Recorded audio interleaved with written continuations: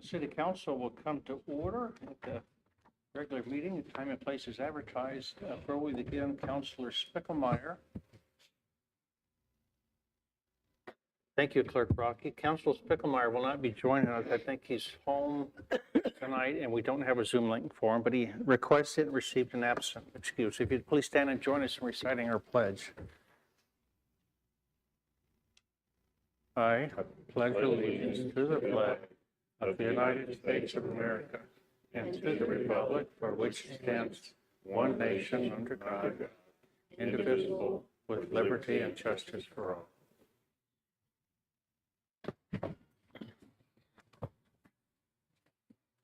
Thank you, Council. Next, we'll move to citizen comments. This is an opportunity for individuals wishing to comment on agenda items or other matters they wish to bring to the Council's attention, excluding those scheduled for public hearing, which we do have tonight. As there may not be another opportunity to comment once an agenda item is addressed, individuals are encouraged to speak at this time. Individuals are encouraged to discuss operational issues. Are you red? I think you're red. I Oh, believe. okay. They still can't hear you. Can you hear me? Tanya, can you hear me? Well, we'll try both of them. Okay. You don't want me to go back to the beginning, do you? No. Okay. Citizen comments. Individuals are encouraged to discuss operational issues in advance with the mayor in consideration of others wishing to speak. Commentaries limited to 3 minutes. Also, your Lewiston City Council pledges to practice and promote civility within the governing body, advocating for civil engagement, respecting others and their viewpoints, and finding better solutions for the city of Lewiston. So with that, I'm going to open it up for any citizen comments that we might have. There's a microphone in the middle of the floor. All we need is your name and city of residence. We do not need your physical address. Welcome. My name's Brian Schmidt. I live in Lewiston. I'm part of RPL Development. We are one of the developers that develop residential lots in Canyon Crest.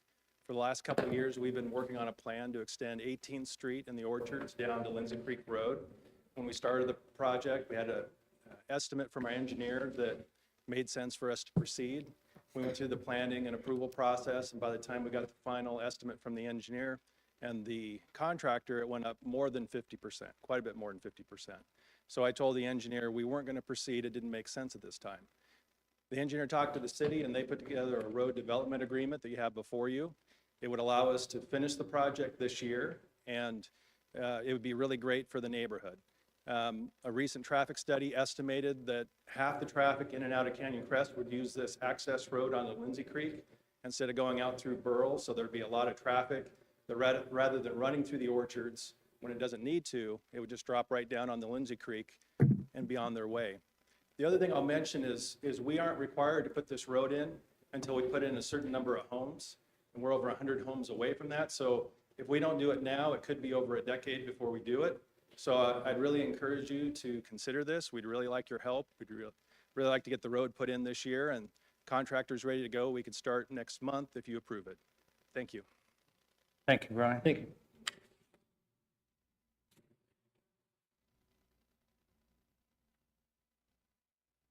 Welcome, Dan. Good evening. My name is Dan Mader. I actually live my address is Genesee, Idaho, but I'm part of RPL Development here. Mayor Johnson, City Council, just to encourage you for an approval of item D on your active agenda. Adding to what Brian said, he's kind of gone over all the costs and that kind of a thing.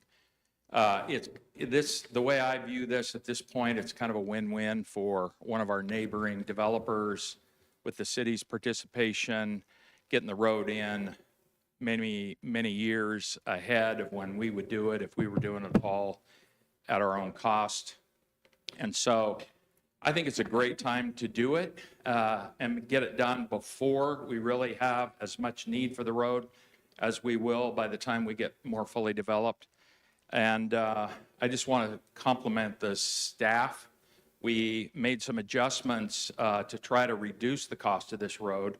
It still ended up being extremely high, but we changed a little bit in the PUD, and the engineering staff and the planning staff helped us quite a bit to pare down a few things to try to keep the costs a little bit lower. And now, with our still carrying the bulk of the cost and the city's participation and the developer agreement we have, it all works for us to get it done at this point. So appreciate your consideration. Thank you. Thank you, Dan.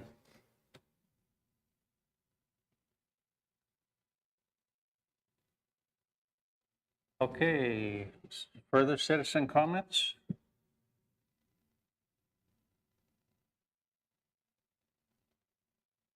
Okay, we'll move on. Thank you. Next up, we have presentations. Item A, monthly financial report. Financial reports for June 2026 in accordance with Idaho Code 50-208. Our finance director, city treasurer, Amy Gordon, is here to give us a report. Welcome, Amy. Good evening, Mayor, members of council. Amy Gordon, City Treasurer. I'm here tonight to present to you the quarterly financial for the city's third quarter of fiscal year 2026.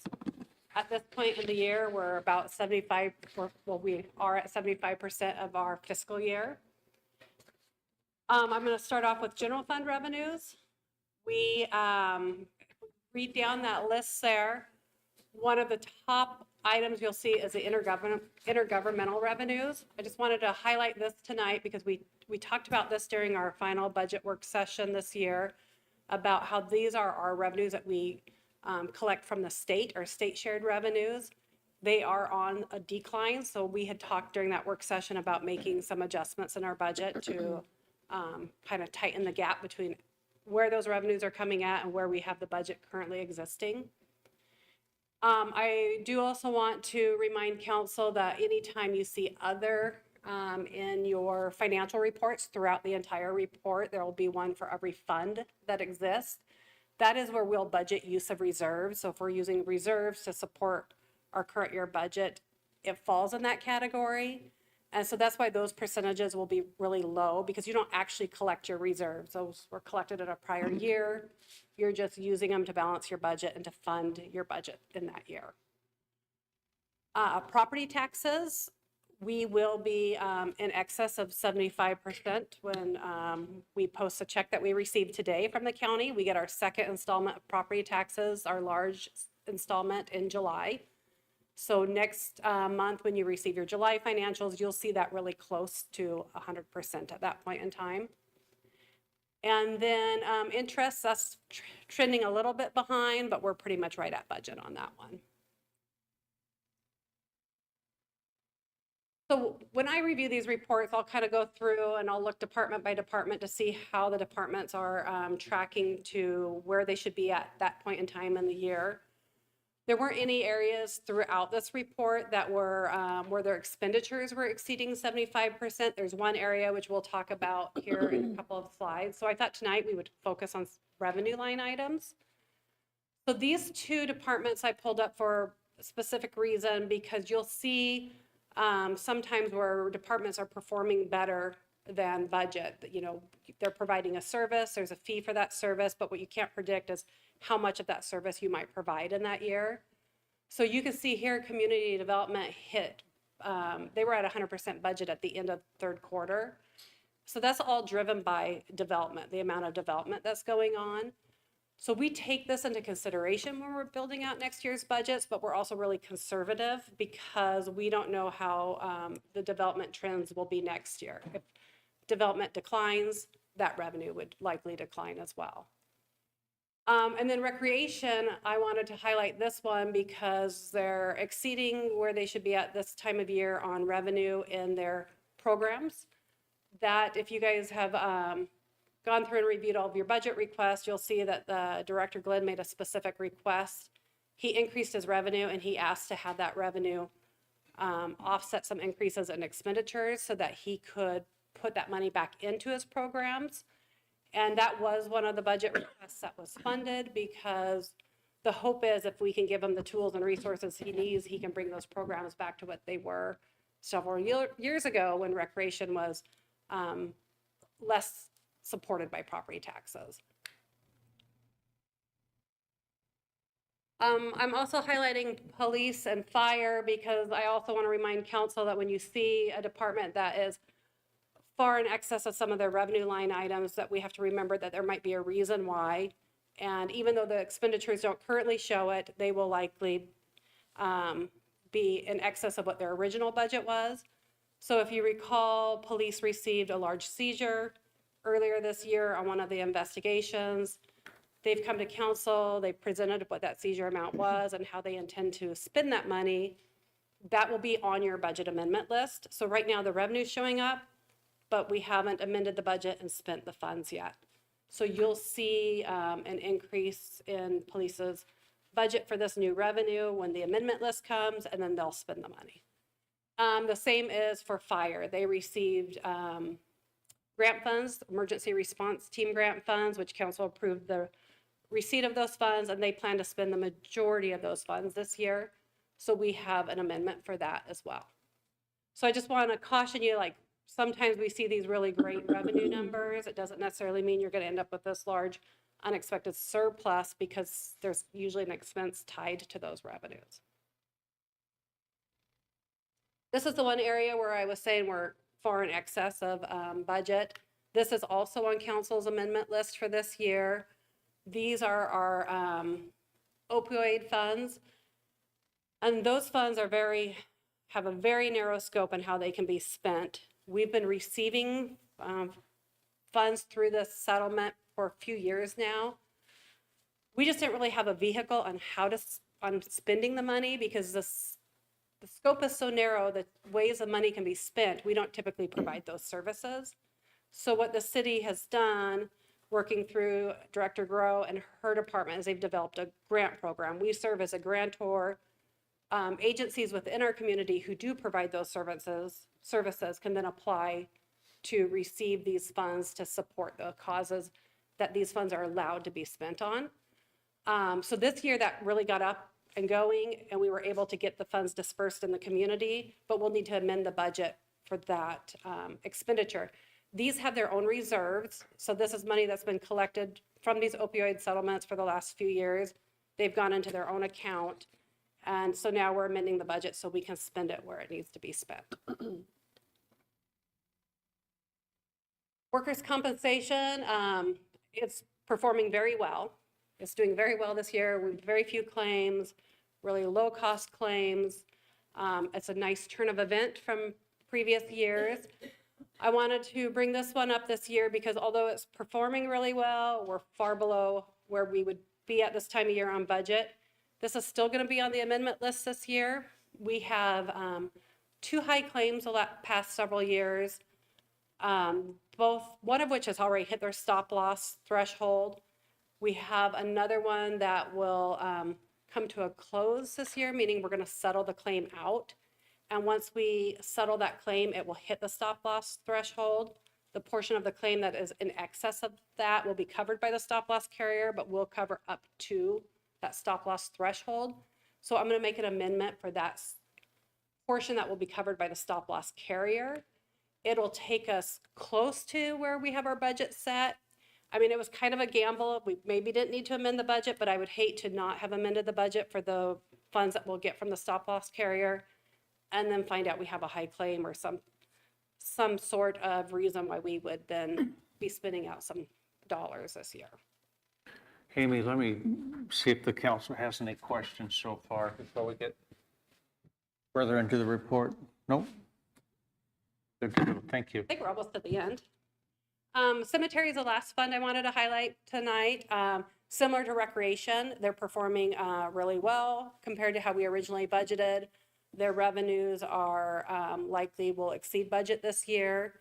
Director Glenn has built into his next year budget, he's increased his revenue. He's asking that he be allowed to then increase his expenses likewise in next year's budget so he can put those dollars back into continuing the development of the cemetery. So I just wanted the council to see where it was trending year to date. This is really great news. You know, we've worked at putting the columbariums in, which helps increase inventory and then gives new revenue possibilities to the cemetery. And then that's all I have this evening, unless you have questions for me. Council. Doesn't look like it, Amy. Thank Thank you. you. Yes. Thanks, Amy. Thank you. Councilors, next up, we have Roman numeral 5, public hearings and related action items. Item A, public hearing on ZNC 24-5, accepting testimony in a proposed upzone of approximately 704 parcels of real property generally located on the east side of 21st Street between East Main Street and Espers Drive, and the west side of 21st Street between 19th Avenue and 11th Avenue from the low-density residential R2 zone and medium-density residential R3 zone to the medium-density residential R3 zone, the higher-density residential R4 zone, the general commercial C4 zone, and the regional commercial C6 zone, and amending the official zoning map of the city of Lewiston accordingly. This is an action item. We have our assistant city planner with us here tonight, Ms. Katie Hollingshead.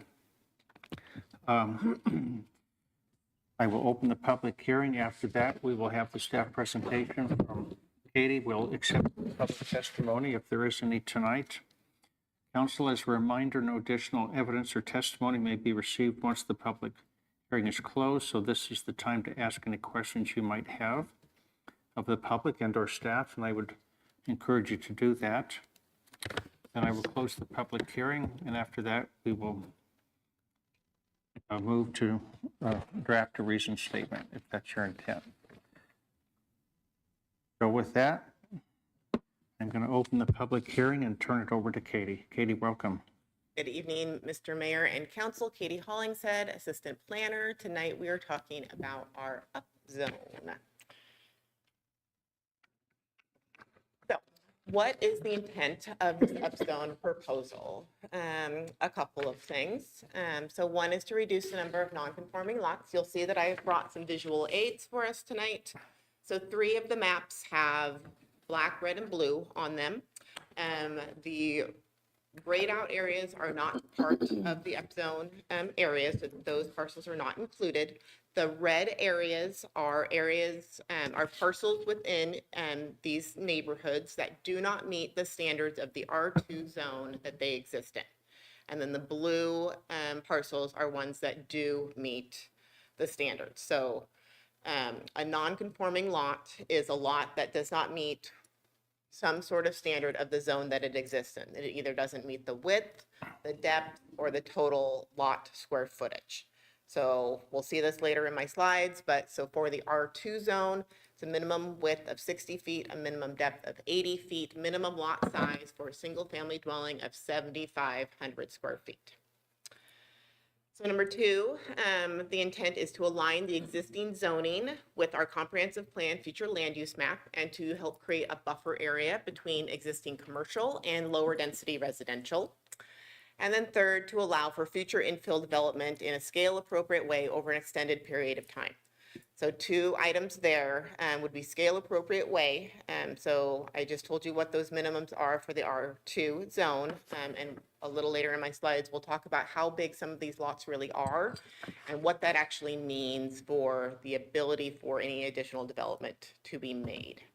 And then over extended period of time. So our comprehensive plan, Envision Lewiston 2044, is a 20-year plan. So it's a long-range planning document, okay?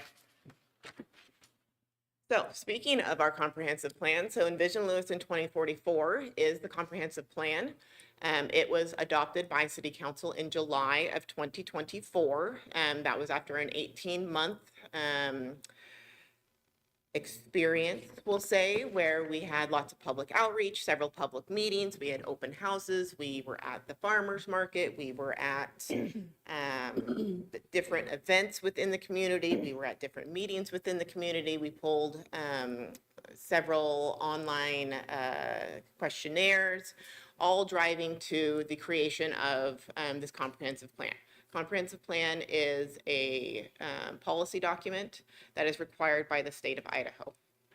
So as part of that plan adoption, an action plan was developed and a work committee comprised of city council members, planning and zoning commission members, and city staff was formed to work on the goals and objectives that are outlined in that action plan. So that's how do we get where we want to go in the next 20 years. So part of that is land use goals and objectives, and that's what I do as a land use planner for the city, is land use goals and objectives. So 3 of those land use goals that that committee focused on were optimizing zoning alignments, so aligning incompatible zoning and land uses and development regulation with the future land use map to establish a consistent and compatible growth pattern, to conduct a comprehensive review of the land use code to identify and modify zoning regulations that do not align with desired development outlined in the future land use map and land use categories. And as council knows, you've been seeing a lot of items coming to you, making amendments to that zoning code. And then 3, to balance land uses. So to establish land use patterns that accommodate various land uses in proportions to the needs of the community. So what is an upzone? An upzone is a change to a property to a higher density zoning classification. So in city code, R2 is considered a low density residential zoning type. R3 is a medium density zoning type. And then R4 is a higher density zoning type. There are also a couple small spots that are identified for commercial, and we'll go through those specifically because those are more kind of just weird outliers that I felt should be included given the breadth of work that was put into this project that we should fix. Those little weird ones. So why these properties? 58.8% of the identified properties, so that's 414 out of the 704. So remember my color coordinating on our maps over here, are considered non-conforming. So that means they don't meet either a lot size minimum of 7,500 square feet or a lot dimension of 60 feet or a lot width or a lot depth, of 80 feet. A lot of these properties were platted, so that's a subdivision process that creates lots, were platted either in the early 1900s up until like the 1940s. And a standard lot size back then was 50 feet by 142 feet, is 7,100 square feet. A lot of these lots are 7,100 square feet or potentially smaller. Some of them are bigger. There is plenty of blue over there. But almost 60% do not meet the current zone. So again, a review of those two zones. So the R2 has a 7,500 square foot minimum lot size, and that's for one house. There are a number of properties within these neighborhoods that have a duplex or a triplex, and they're also on too small of a lot for that. But 7,500 is the minimum for a single family dwelling. Minimum width is 60 feet, minimum depth is 80 feet. So then you would need 10,000 square foot for a duplex. A duplex is allowed by right, as long as it meets that 10,000 square foot minimum. You can cover 40% of the lot in an R2 zone with buildings. So that's your house, garage, shop, gardening shed, any sort of building. So 40% of the lot. And then multifamily, so that's anything more than 2 units. So a triplex or larger requires a conditional use permit from the Planning and Zoning Commission. In our R3 zone, so this is our medium density residential zone, you have a 6,000 square foot minimum lot size. Minimum width is 50 feet, minimum depth, again, 80 feet. You need 1,500 square feet for each additional unit. So for a duplex in the R3 zone, you need 7,500 square feet. You can cover 50% of the lot with buildings in the R3 zone, and multifamily is allowed by right if you meet the size requirements. So you don't just get to have multifamily on a 5,000 square foot lot. It's not the way it works. You would have to have the minimum lot size. So we're going to look at some maps, and then we're going to look at some pictures. Okay, so this is one of our areas. So this matches up with my poster board in the middle. So red area is East Main at the top right here. This is East Main. You have 21st Street over here. And so this is the area coming off of East Main. We have 8th. So like Donald's is right here in this bottom corner. So 8th is going this way. In this area, south of East Main, plats were done in the early 1900s. Majority of the lots are 50 feet by 125 feet, so they're 6,250 square feet. So, reminder, so R3, this medium density residential, has a minimum lot size of 6,000. Minimum lot width of 50, minimum lot depth of 80. So a majority of these lots at their 50 by 125 will fit into that medium-density residential zone. Additional housing on these existing lots would be limited to accessory dwelling units. A majority of them are not big enough to add to be a duplex. You could do a size-limited accessory dwelling unit. Those are allowed on all residential lots that only have a single-family dwelling, but they're size-limited. And still, you would have to follow that 50% lot coverage. So if you're already at that 50% lot coverage, maybe you can't have additional dwelling unit because you've already filled up the lot, right? Those some photos. So this is 8th Avenue on the south side of it. So properties along this stretch are 60 feet wide and 115 feet deep. So they're 6,900 square feet. The built up area, I'm standing in the one area that's not built up.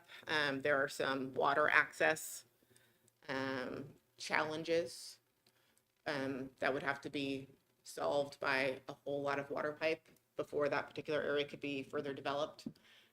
But a majority of these properties are that 60 by 115, they're 6,900 square feet. So then moving a little farther south, so this is going into that Sunset Park area. So you can see Sunset Park hanging out right here, this little green boy. My Kirby, everyone's favorite place to go on Halloween and Christmas, Candy Cane Lane. So Sunset Edition. Sunset Edition is a series of plats called the Pinewood Plats, and they started in the 1930s. They are a mixed bag of lot sizes. There is some topography going on there. There is a ravine. So lots along 8th Avenue, like the picture before shown, 9th Avenue and 11th Avenue don't always meet that 7,500 square foot minimum. A few of them are real close. They're like 74.95. They're very close. But lots on the interior, that Sunset Drive, Willow Drive, do meet that square foot minimum and the dimensional standards, but they have a lot of topography. So there is a ravine that goes along most of those people's backyards. So their house is built up to the front, probably to the maximums of what they can cover in the front to allow for the side yard setbacks that are required in each zone. And then they have a lot of backyard with a majority of it being sloping away from the buildings. So those lots that do exceed that minimum lot size have a sloped grade. So adding additional dwelling units would probably be difficult for those folks just because of that topography in their backyard. And ultimately, like, that's where you would have to put an additional building because they've built, you know, it out to 7 and 8 feet side yard setbacks. So let's look at some photos around there. So this is 9th Avenue on the north side. So properties shown here are either 60 by 115, which is at 6,900 square foot, much like the ones on 8th, or they're 65 by 115. Those are the ones I mentioned that are so close. So 74.75 square feet. Area is nice and built up, has sidewalks around majority of it. And then this is Sunset Drive. So again, these are going into those properties that are larger in size. And then these ones specifically would be the ones that have that topography in their backyard. Here, I'm farther west on Sunset Drive. So again, built up neighborhood, has sidewalks, not really any open properties. And on Sunset Drive, so then my fourth one, you'll see in the packet that the way we did the noticing, we have these maps. There are 8 of them that identify the different areas outlined in the black. So this is the R2 to R3. So this contains both that more northerly portion and that Sunset Park area, with all of this going to that R3 medium density residential zone.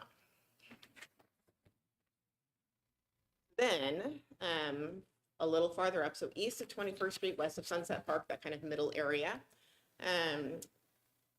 would do a combination. So there would be a section of R3, a couple of blocks in a nice little row, and then there would be a section of R4, and the R4 would abut the existing commercial zone that exists along 21st Street. So it would serve as a transition or a buffer zone between commercial uses and the major arterial, 21st Street, and the residential districts. So minimum lot size is 5,000 square feet. A majority of the properties we identified for the R4 zone are undeveloped. There's a city-owned ravine where we have some stormwater stuff going on. And then there's a couple of houses and a church. But really, it just kind of creates that step down. So you have more intense commercial uses, and then you go to the higher density residential, and then a medium density residential, and then your lower density residential. So you're kind of stepping it down. And then we'll talk about our split commercial zones. My fun little half a parcel folks. So this is that area. So all the red is commercial. So you have this dark red, which is our C6, that goes along the 21st Street corridor. So we have like Rogers Motors, Hull Ford up here. And then you'll see we kind of have this zigzag situation going in, right?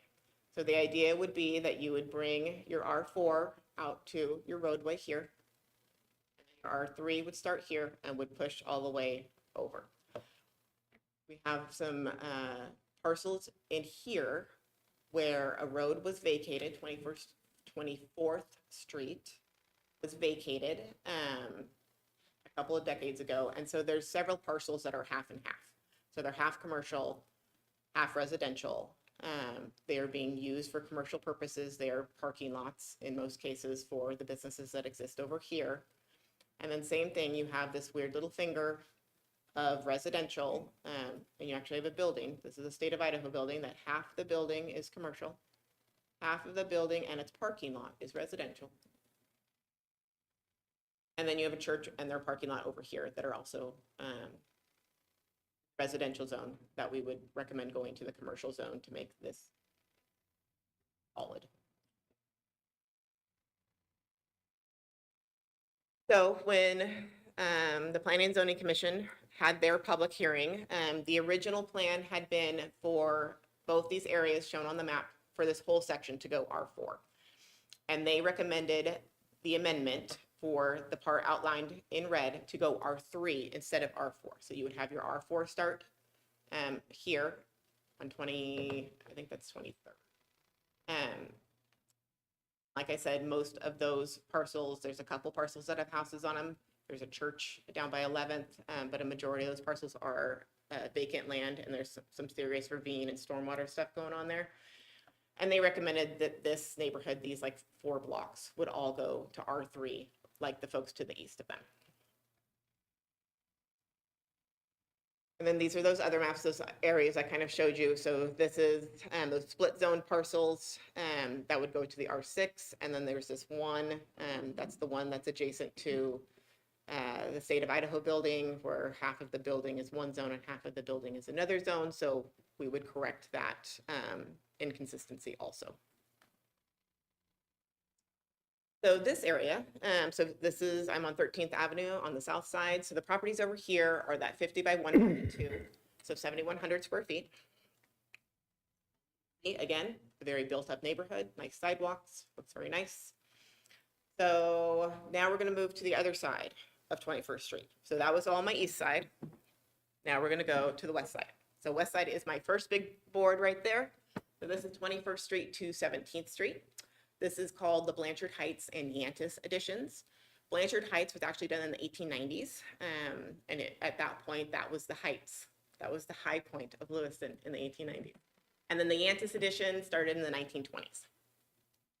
So this would connect existing R3 zones. So below, north of 11th Avenue is currently zoned R3, and then that cruises down to like Idaho Street. And then south of 17th Avenue, same deal, already has a section of that R3 that borders the commercial zone. So in this area, there are lots as small as 4,800 square feet. There is a series of lots that run along 17th that are 48 to 5,000 square feet. They're all very, very small. So they will not be brought fully into conformance, right? Because our minimum lot size in the R3 is 6,000 square foot lot size, but we're a lot closer. So that's this area. So again, our red is the 21st Street corridor, 17th is over here, this whole area. And then you can't really see it because the color is just slightly more dark yellow than the rest, but down here, there is that R3, and up here, there is an R3. So again, on my maps, so you can see my block of R2 to R3, and again, a block of R2 to R4. So the R2 to R4, this section abuts the commercial corridor, zigzags in and out of that built area, would allow for, again, that buffer zone going from the more intense commercial use to a higher density residential to a medium density residential, moving into low density, and then our specialty zones, our Normal Hill North and Normal Hill South zones. And then same thing, we have a couple little commercial fixes. So this is the Salvation Army building up here and their property, which is currently R2. So that R2 extends all the way to 21st Street.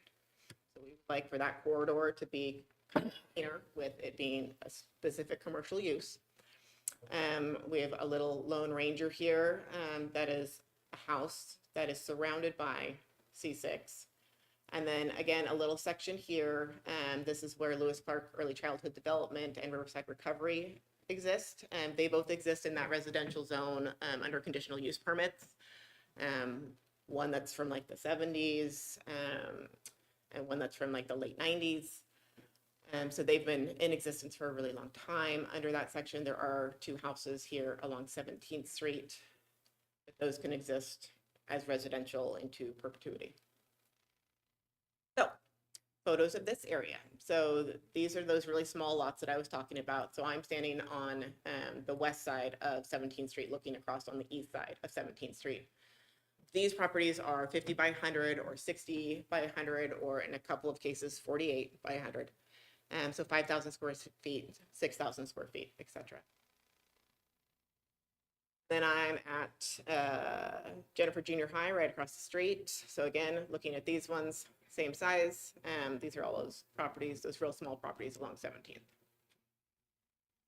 And then working my way into the neighborhood, I'm on 18th Street on the west side. So the properties shown are 50 by 142. So they're 7,600 square feet. And on 14th Avenue on the north side, these properties are again that 50 by 142, which was that kind of standard lot size. So 7,100 square feet. Then 14th Avenue on the south side, again, 50 by 142, 7,100 square feet. Again, a very built up neighborhood.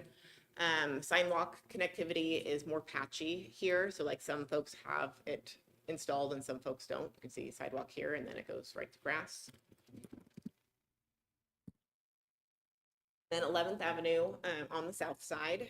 So I'm standing at the crosswalk where you go down to Whitman Elementary School. So where I'm standing is R3. And then across the street, what I'm looking at on the south side, those are currently in the R2, and they are that 50 by 142. So they're 7,100 square foot lots. So what about adding dwelling units? So lots of public comment has been received with people being very concerned about more houses being pushed in.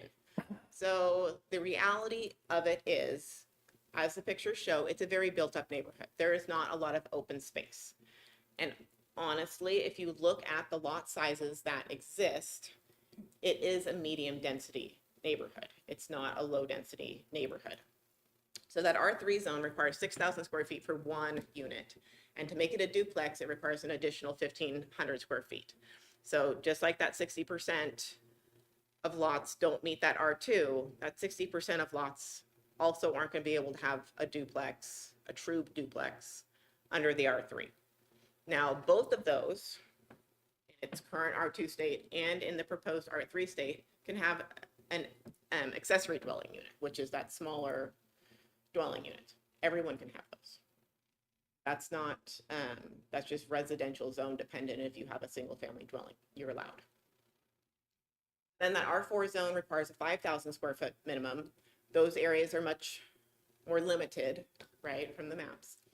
And then for an additional unit, it's 1,600 square feet. So you need 66 to have a duplex.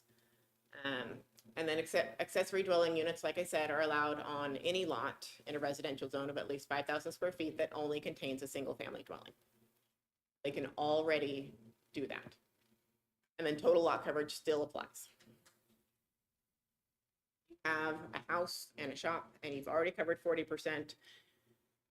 Currently, you would not be able to put another dwelling unit unless you somehow added it in the interior of your already built house, or put it on the interior of your already built shop if you're at that max lot coverage.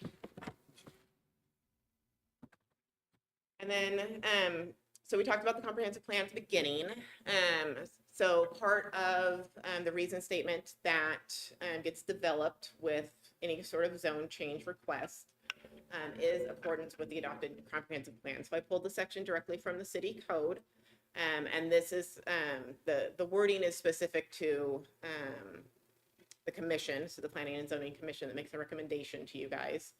So the commission shall evaluate a requested amendment to a zoning district to determine the nature and extent of the requested change. If it is in accord with the adopted comprehensive plan, the commission may recommend and the council may adopt or reject the requested change.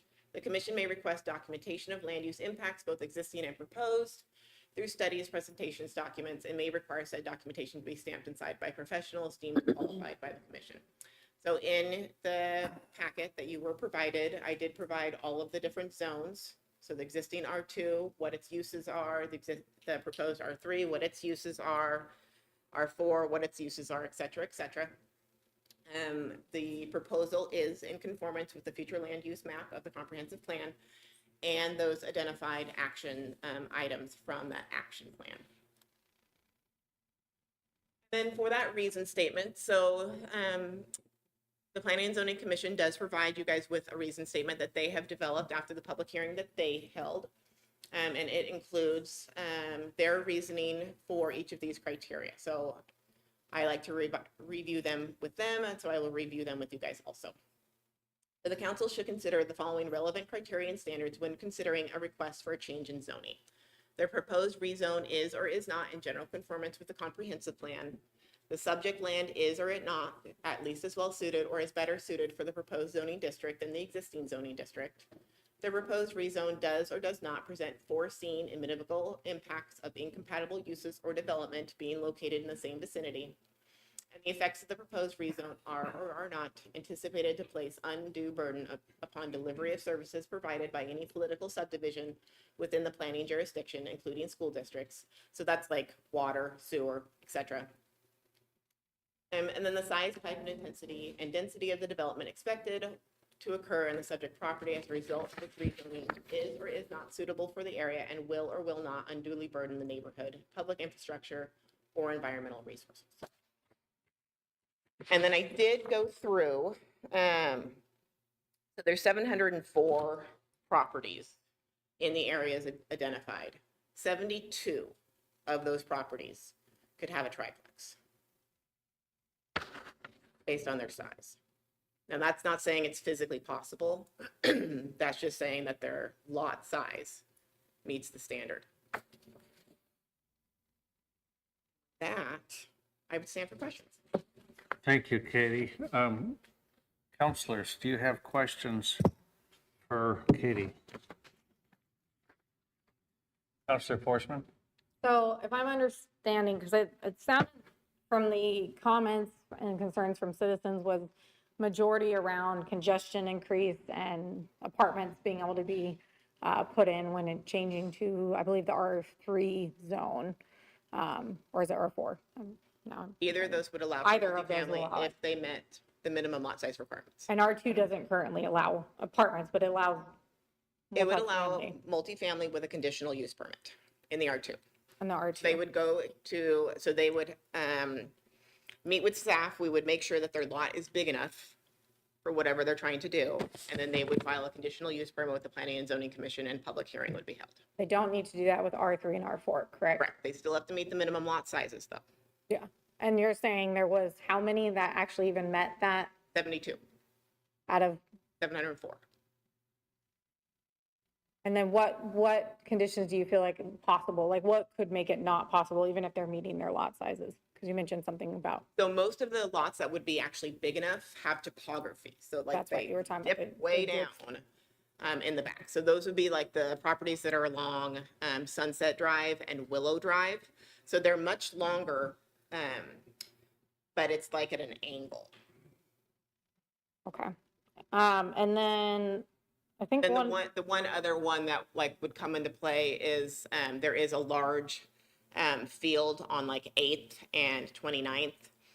But like I mentioned before, there is a water availability challenge there that is very, very expensive to solve. okay. Sorry, additional mayor. The other, I think some of them in here too, the reasoning for changing was due to current homeowners not even being able to make any kind of improvements, and that could be like a bigger garage or expanding their home, adding a room. Is that Yes. correct? Yeah, so that lot coverage, so if you have a small lot, right? And you're in the R2, and so you're only allowed to cover 40% of it. That limits a lot of folks with being able to, add another bedroom or add another bathroom, because they're already at that maximum. So reducing that lot size and then increasing that lot coverage in the R3 zone would alleviate some of that for certain homeowners who might want to add something on there. Another problem that this is staff that I've run into is I get phone calls when people go to sell their property or go to reinsure their property or go to refinance their property. And when an appraiser goes out, they look at that code and they're like, okay, do you meet this? And so when you don't meet that, it's called a non-conforming lot. And so they'll call and they'll be like, hey, this doesn't meet 1 or 2 or 3 or whatever it is. Is it a legal lot? Like, what's the deal? And so normally they're what's called a legal non-conforming lot. And that can be problematic for people when they go to reinsure or refinance or, even go to sell. Those can be problematic things for them. You? Mayor? Counselor Klein? Another concern that I didn't find any answer for was the people's concern for their taxes going up, their property value So going up. my understanding from the conversations I've had with the assessor's office is zoning is not one of the factors that they look at when they do the assessments. So they're looking at use of the property, they're looking at improvements of the property, they're looking at market value, so what other houses that are similar to that property have sold for. They're considering those types of factors. The zone itself is not a determining factor. Counselor Maury? One of the concerns from the citizens as well was that if a developer was to come in and do a development, what would stop them from doing that? And as I understand, if they come into a neighborhood and they buy up several homes or several lots that are adjoining, they can do a conditional use change or apply for a zone variance to do that anyway. Is that correct? Currently, so say someone went in today and convinced 3 adjacent neighbors to all sell their properties at the same time to one person. They could apply for a conditional use permit to build something more than a duplex on those 3 adjacent lots that they bought from 3 separate property owners and then combine. Yes. But that would be a conditional use permit under the current R2 zone and would require a public hearing. So yes, if it went to R3, it would not require a conditional use permit, public hearing. A developer would still have to find 3 adjacent property owners or more, however many adjacent property owners they would need for whatever size they want it to be, to all sell to them all at the same time. Thank you. Counselor Wright? Thank you. The tiny homes, is that done the same way as the duplexes? No, tiny homes fall under chapter 23, so there's a different standard if you're going to do a tiny home village. There are spacing requirements. There is it's just a different set of code altogether where they have to provide extra things, and that's all outlined under 23. So it's kind of like a manufactured home park. Right. Yeah, where they have to do additional things rather than a person could put a single tiny home on a single lot, yes, because we would just consider that a single family dwelling. But if they wanted to do a tiny home village, then there's still lot coverage, there's spacing requirements, parking requirements, those sorts of things. Gotcha. And can they do that conditional use in R2 and then no conditional use in R3? And that's kind of what I was getting at. Is it Hold similar? on, let me. Pull up that code. Apologies.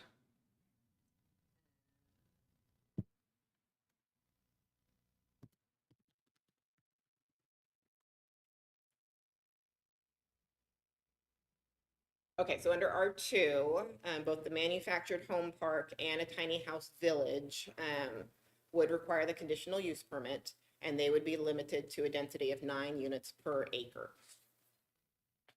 And then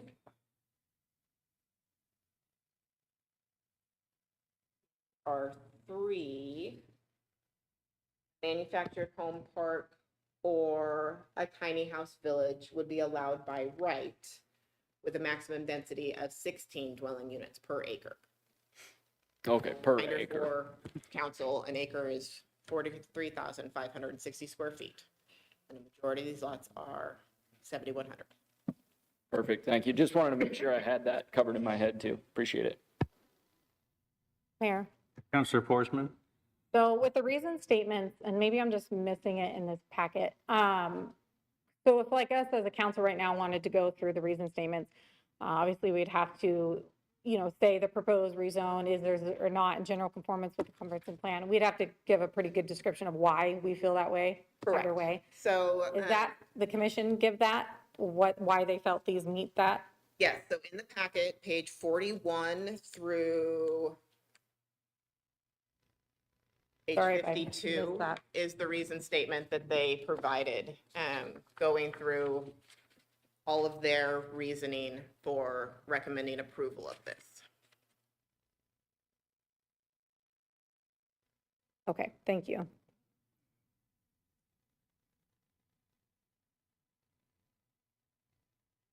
So council could choose to, after public testimony is received, if testimony is different from what is included in this reason statement, because you'll see that there are detailed statements that were provided by the public at that meeting included in the reason statement. If council received additional information that they wanted to include, if you wanted to basically add to this reason statement and expand on things, you would be able to do so. If you wanted to go through the criteria each individually after public comment and make your own reasonings and findings, you're able to do that.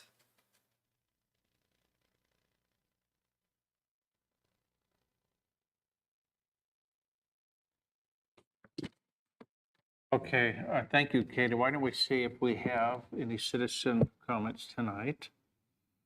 And we'll hear from them. Give the council an opportunity to ask questions.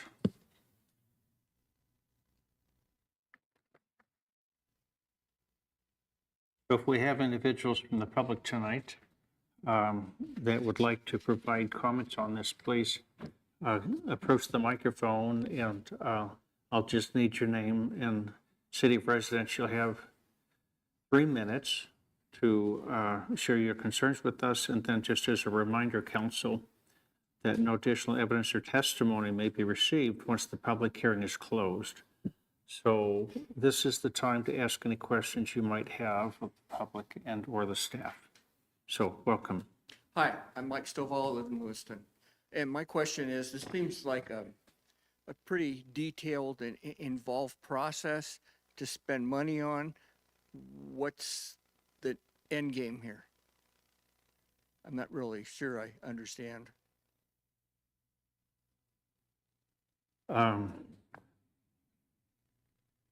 Council? That's something that staff can answer for him? I think the end game is to bring these lots into conformance with the current city code. Okay, so it's not going to affect us in any way as far as existing homes living there then? I'll defer to Ms. Hollinghead. Katie Holling, assistant city planner. No. So you would be a residential use to a residential use.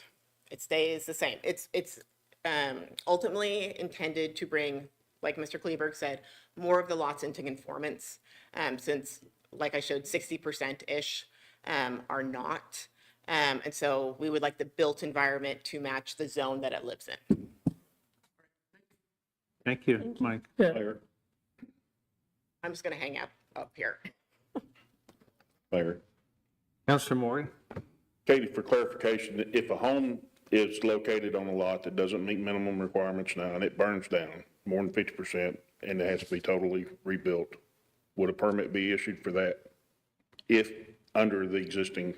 Yes, so the way the non-conforming code works is if your home is destroyed more than 80%, it would have to be rebuilt to current standards. So say you're on a really small lot, and say maybe your setbacks don't currently meet the code standard, to put a house back on the property, you would have to meet those setbacks. So a 20-foot front, a 20-foot rear, a 5-foot side yard setback minimum with 15 combined.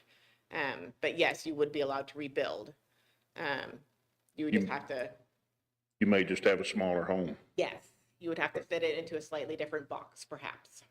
but with the proposed upzoning, that would mitigate or eliminate Solve that. a lot of those problems. It might not solve every problem. You know, like I said, there are some lots that still won't be into conformance. And I can't, no change to zoning is going to change if someone's built too close to a property line or covered too much of their lot with buildings. You can't zone your way out of that. But the idea is to get as many properties into conformance as possible, you know, to make that built environment what is already there, what has been existing, meet the code so that if bad things like that happen, we can, you know, provide answers for what they can do the closest we can to what they currently have. Okay, thank you. Thank you, Counselor. I have a comment. Counselor Klein? So we have a triplex, not in this upzone. And we were told by insurance that if it burned down, we could only build a duplex on it. So it reduces housing availability in that instance. Yeah, and so that's, I mean, that's an existing situation Yeah. now where there are duplexes on substandard size lots. Yeah.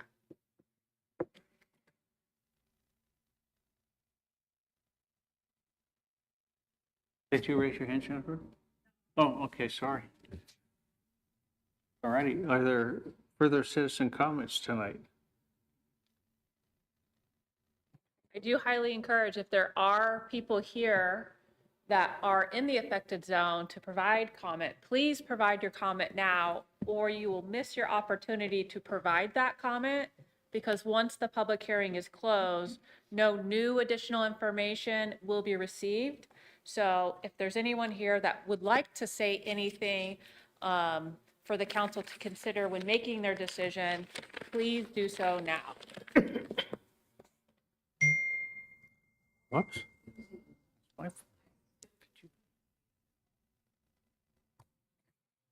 Well, Get up and ask. if you have a I'll answer. question that you'd like to ask, please use this as an opportunity to ask a question I can as answer. well.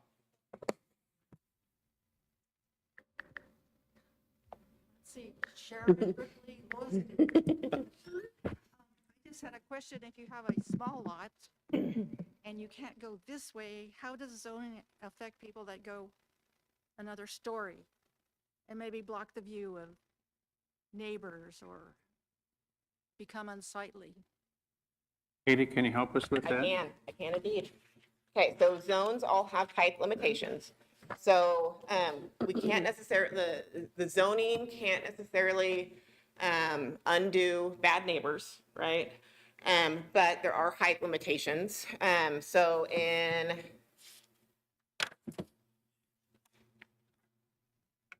the R2 zone, building height limitation is 35 feet. So that's 3 stories. And in the R3, it's 45 feet, so 4 stories. There are not a lot of 4-story houses in the city of Lewiston, just gonna say. I think most of the time we see 2-story houses, but there are limits. these particular neighborhoods don't have any HOAs with view corridors or anything like that. There are areas in town that do, and they limit how tall buildings can go, but otherwise standard zones just have a maximum height. You're welcome.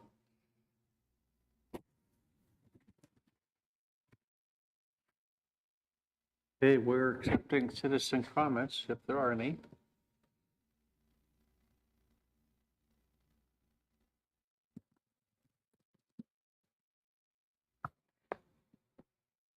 Do our city councilors have any questions, or would they like to take a moment to look at these maps that are down here as a part of the public hearing process and ask any questions that might arise by looking at these? I plan to put them at ease, Jennifer, to take a look at those. Counselor? So, sorry, I did read the recent statement. I think it was the way it was laid out. I wasn't looking at that was the reason statement, but I did read it. So I read through it again just so it refreshed my memory. It seemed, and from what I got out of it, the reason this whole thing started was due to current residents calling and concerns of wanting to do any upgrades, insurance issues, like you said. Is that where it stemmed from? Because that's kind of what I got out of the reading. Sort of. For me, that is where that stemmed from. But that work plan committee had been formed and started to go through the different action items in the action plan that goes along with the comprehensive plan. And when they were talking just about like looking at the zoning maps and doing zoning alignments and stuff like that, I brought up, hey, I'm getting a lot of phone calls in these areas saying these sorts of things. And I have started looking at the lots in these areas and have noticed a pattern that they don't meet the standard of where the zone that they live in. And so I brought that to them as something that I had noticed just in the course of my job and the kind of phone calls that I get from folks. Because I talk to a lot of realtors, I talk to a lot of homeowners, a lot of appraisers and insurance people, stuff like that. And so it was a pattern that I had noticed. And so it was an idea that I had brought to that committee if it was something that they wanted to pursue as they were going through that action plan and thinking of things they wanted to tackle. Thank you. One additional question. If a neighborhood, and you might not know this, but if a neighborhood wants to create an HOA, can they do that? And it might not be within. That's not within my scope. The city has nothing to do with homeowners associations, but I believe they could, and they would just have to file that with the county. But that's a county thing, not a city thing. County thing. Okay. The only reason I asked that is you mentioned some neighborhoods have HOAs with restricting the heights limit that they created aside from city code. So my question was if this neighborhood wanted to rally together and create possibly an HOA for their restrictions. The couple that I know of that have the height limits, they're usually tied to a planned unit development and not necessarily just an HOA. So it is actually city code because it's a planned unit development that has like a view corridor established and height limits for each lot within that corridor. Counselor Wright? Thank you. Do we have max density rules at all, or? The lot portions? size is kind of that, so we do. Like, you know, There so are many recommended buildings. density levels called out in the comprehensive plan for each of those future land use designations. And that's kind of, but ultimately it's kind of limited by your lot size. Right. If you don't have enough lot space, then you don't get more units. No, it makes sense. I was just curious if we have had things like that and that, you know, when looking at this neighborhood, that it more meets the density, makes more sense based on its density due to lot size, that it's an Yes. R3 zone versus an R2 zone. Yes, I would say yes. I would say that because of the lot sizes and because of the built-out nature of the neighborhood, that these areas are more medium density than low density. Thank you. But yes, there are density, kind of guidelines within that comprehensive plan for each of those land use designations. Perfect. Council, I'm going to put us at ease for just a couple minutes before we close the public hearing and ask that you go take a look at the maps down there. They're actually pretty good. And, at least they're easier for me to read than what I have online. So if you would, please just go take a quick look. And if you have questions on the map or questions on the zoning, we can ask that of Katie, see if there are any more citizen comments, and then we'll move towards closure. So we'll go at ease. Thank you.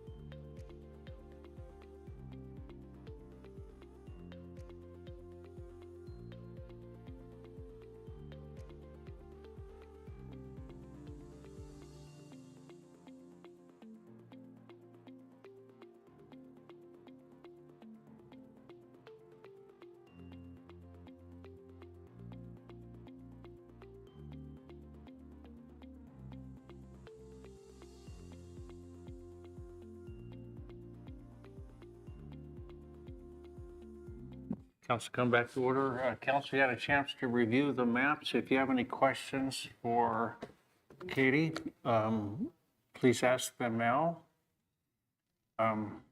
Citizens too have had a chance to look at them, so if you have questions or would like to speak to the council, please. Mayor, Councilor Forsman? as far as I'm reading of, one of the concerns is, was like increased traffic and parking noise impacts like that. That was basically addressed because of the fact that they cannot create, you can't go in and create a bunch of apartments or add a bunch of housing in, you're really only upsizing your house. You only really have the opportunity to upsize your house by a couple thousand square feet, I think, if I'm correct. So it's not gonna put a massive amount of traffic increase or noise ordinance or affect the overall aesthetics of the neighborhood, the way I'm understanding the reason statements. I have that. Yes, that was the determination by the Planning and Zoning Commission. Because in general, it is a built-up neighborhood. And so for a developer to go in there and build apartments, you know, something more than 3 units, they would have to buy multiple houses I turned it together, off once before. demolish them, and then, you know, go in and with housing prices currently and interest rates, I don't think that that's reasonable. May that change in 20 years? Sure. I unfortunately do not have a crystal ball and I cannot see into the future. I really wish I could. But the current situation is probably not going to introduce a lot, if any, additional housing, honestly. Mayor. Counselor Forsman, And even if they did buy, say someone did have the money to be able to buy 3 or 4 houses and they wanted to turn it into an apartment or something like that, they'd still then have to go through different zoning amendments and kind of conditional use permits for that, right? Because now they're combining lots into one. They're Maybe I'm not, they thinking wouldn't right. have to, so no. Well, no. So in the R3, they would not have to do a conditional use permit. The property still, like a proposal for a building permit would still get reviewed, right? So it still gets reviewed by myself, the planning and zoning, still gets reviewed by city engineer, and public works. If it is over a certain number of units, you know, there might be traffic impact that's required. Still gets reviewed by the building official. It still goes through a process. It's not like it just magically appears. So there's still steps.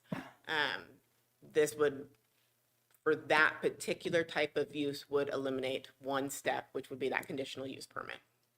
There's something when you're trying to combine individual lots, though? Isn't there a Not process? combining them. If you're dividing them, if you're doing a subdivision, if you're dividing. creating new lots, yes, that requires a subdivision.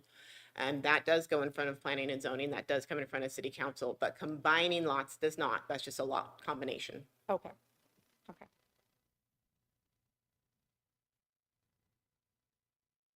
counselors, further comments, questions? This is your last opportunity.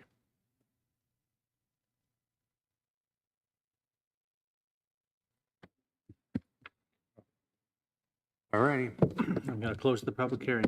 Thank you, Katie. Thank you. Thank you.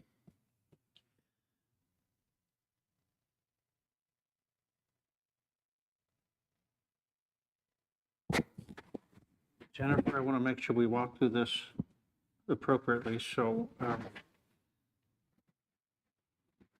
council at this time could make a motion directing staff to approve or deny the reason statement for CNC 24-5, but they need to also address the relevant criteria. That is correct, Mayor. Typically, what I recommend as a part of this process is for the council to go through each of the relevant criteria and standards that were identified, and maybe Katie could put those standards back up, and address each one and identify what information was presented to them as far as in making their decision that it, for example, is or is not in conformance with the comprehensive plan, and identify any of the criteria that was provided in the packet, any testimony you received, or any other evidence that's in the public packet that supports that, and go through each one of those. And then once you're done with that, then you make your motion directing staff to draft a reason statement, approving or denying, consistent with your discussion. Thank you, Jennifer. Council, any questions? Councilor Forsman? We have 2 options, if I'm correct, right? We can also adopt the reason statement from planning and zoning and not go through them individually. That is correct. You could also do that, but you still want to identify the specific information as far as whether or not new or different information was presented today that might change what the P and Z recommended, or no new or additional information was presented, and that your findings are going to be consistent with the recommendation from planning and zoning.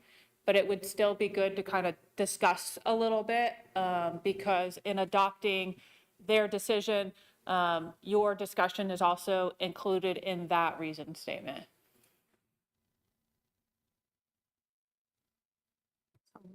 Does that answer your question, Counselor?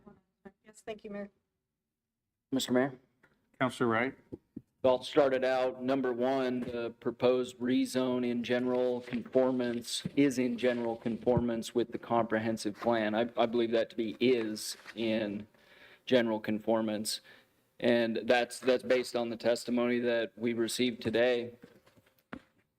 We're trying to line up a neighborhood, a couple different neighborhoods, based on the density, the lot sizes, and R3 lines that up as we're told to do in the comprehensive plan. Counselors, I'm just going to try to throw some of this back out and help so we can get through this. Counselor Wright referenced relevant criteria standards. The first item on there, the proposed rezone is in general conformance with the Lewiston Comprehensive Plan, and he provided his commentary. Do you have other comments to add to that, Counsel? Please do so now. Counselor Forsman. No, I would just, going through the reason statement that the planning and zoning provided, I would agree with their assessment as well as the Counselor Wright and how he summarized that we're attempting to come in conformance with the lot sizes, and there several being outside of the conformance, and making it difficult for them to possibly do any kind of upgrades or improvements and additional insurance issues. I think that this is in conformance with our comprehensive plan. Counselors, further comments? We also had public testimony. The concern was how it would affect the current homeowners. So if you have any ideas or comments to share on that with regards to the rezone, counselors, please include those in your rationale. Mr. Mayor? Counselor Wright? Thank you. I'll run through them here. The subject land is at least as well suited or is better suited for the proposed zoning district than the existing zoning district. I believe that is true, and that's also based on testimony and the maps that we saw in those neighborhoods. It's mixed size lots, so you might have a lot, your lot might qualify for the R2, but right next to you or a couple houses down, you've got R3. And with the volume of R3 in that area that currently meets our R3 zoning code, this makes sense to me that it is at least as well suited or is better suited for the proposed zoning district than the existing zoning district. Okay, Counselor, thank you. I'd like to ask other counselors to comment on that. If you have a thought on the subject properties, at least as well suited or is better suited for the proposed zoning district than the existing zoning district. Again, we heard from Katie Hollingshead tonight, and we had a couple of public comments. So, Council, if you have some other comments to share with us on that, please submit them now. Councilor Forsman? With the amount of lots that were not in conformance, I think that it shows that the rezone is well suited for what we're zoning it to. Thank you, Councilor. Council President Kleberg? I think it's a good move to bring a lot of lots into conformity with our comprehensive plan. Thank you, Council. Councilor Wright? Thank you. So number 3, the proposed rezone does not present foreseen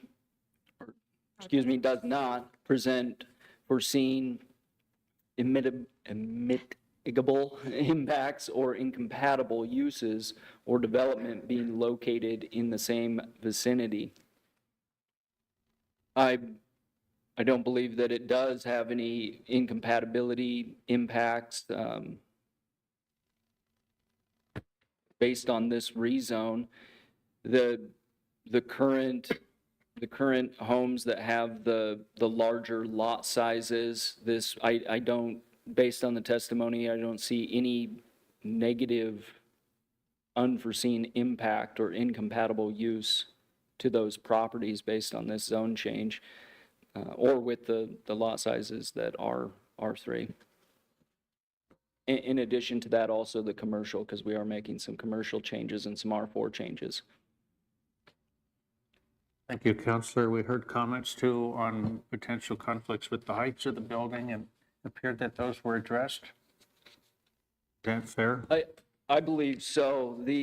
With the heights of the building, the R3 being up to 4 stories, the testimony is that is rare in Lewiston to have up to 4 stories. I believe that is addressed. Thank you, Counselor. Other comments, Counselor Klein? We also went over the likelihood of somebody coming in and buying up a bunch of lots and demolishing beautiful houses. I know you guys have a really nice neighborhood and nice houses that are assessed for a lot. And so the likelihood of somebody coming in and bulldozing your houses to put in an apartment complex isn't very likely. Thank you, Counselor.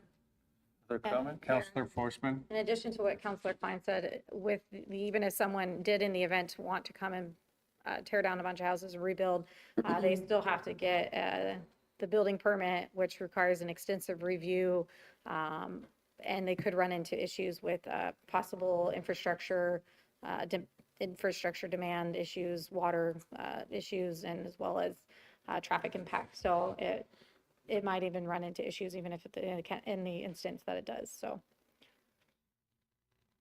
Thank you, Counselor. Counselor Wright? Thank you. Number 4, the effects of the proposed rezone are not anticipated to place undue burden upon delivery of services provided by any political subdivision within the planning jurisdiction, including school districts. We had direct testimony that this would not cause undue burden on the delivery of these services.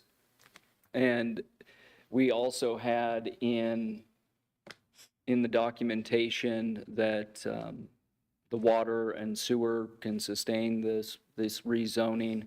There were no concerns given by infrastructure or public works. So I believe this proposed rezone are not anticipated to place undue burden.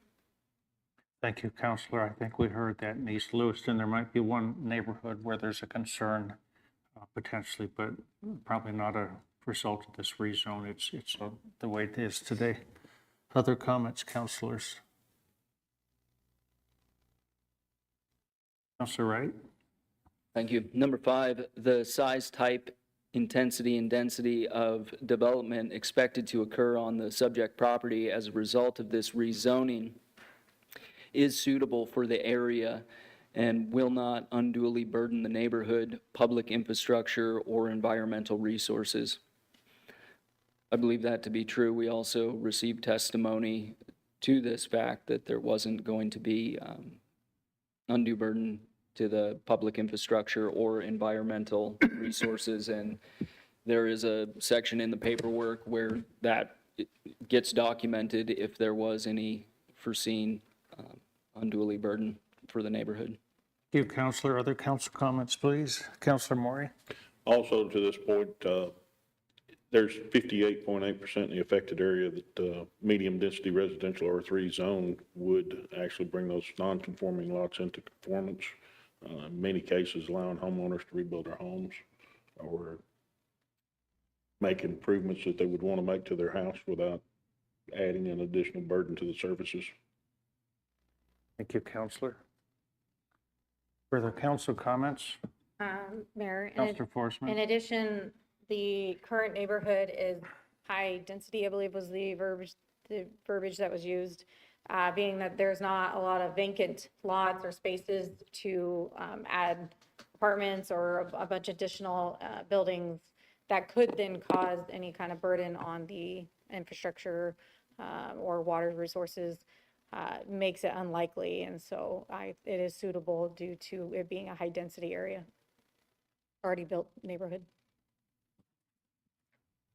Thank you, Counselor. We did hear that some parcels would remain subject to existing limitations. We heard one example of that with the long, drawn-out lots. Counselor Wright? Yeah, thank you, Mr. Mayor. That brings us to the end of the reason statement.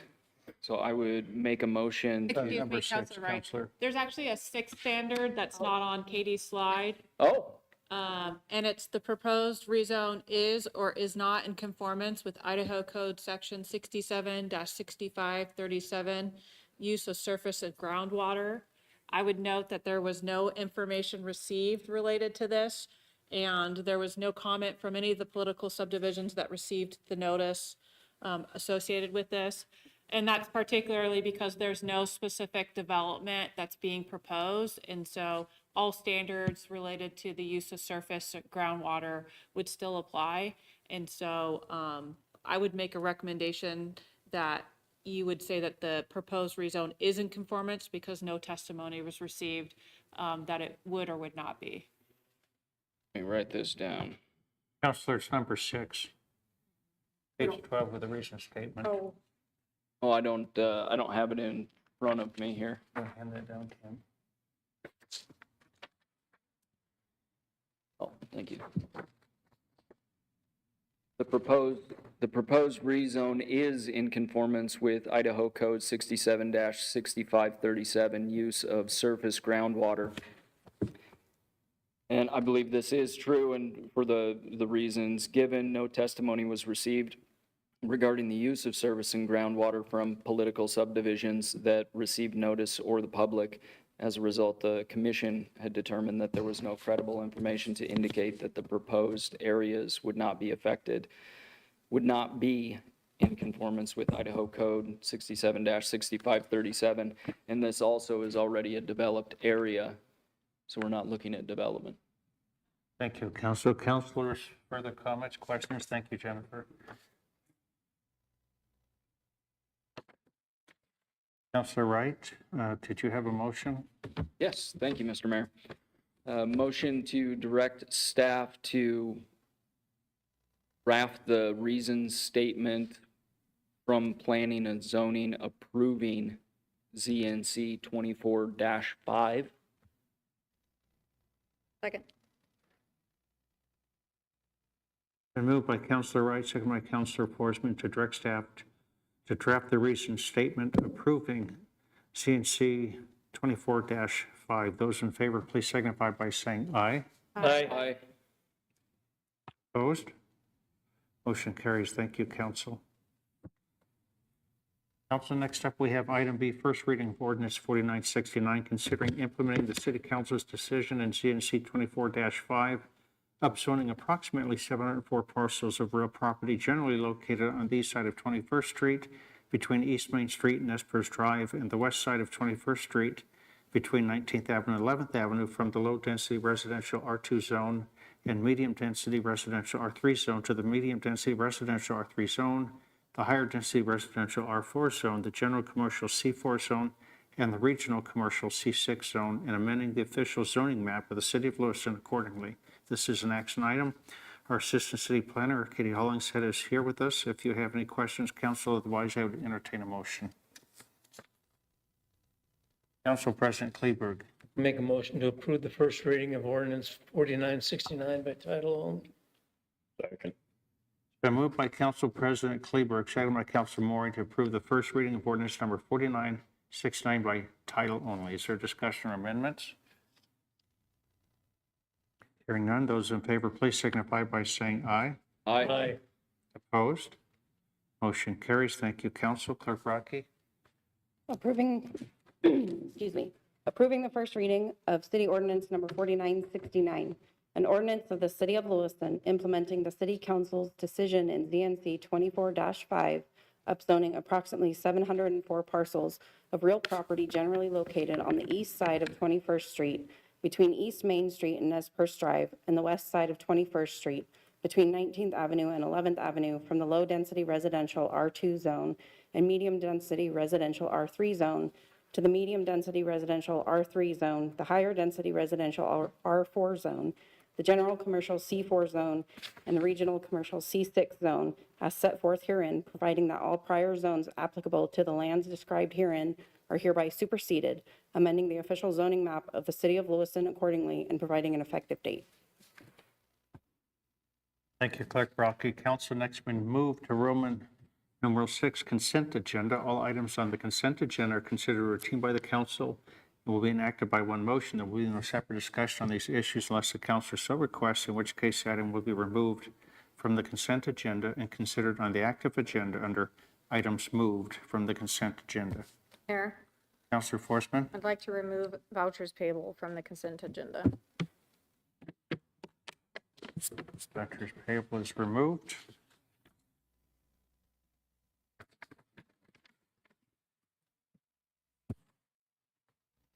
Councilors? Mayor, Councilor Forsman? I'd like to approve the consent agenda with the amendment.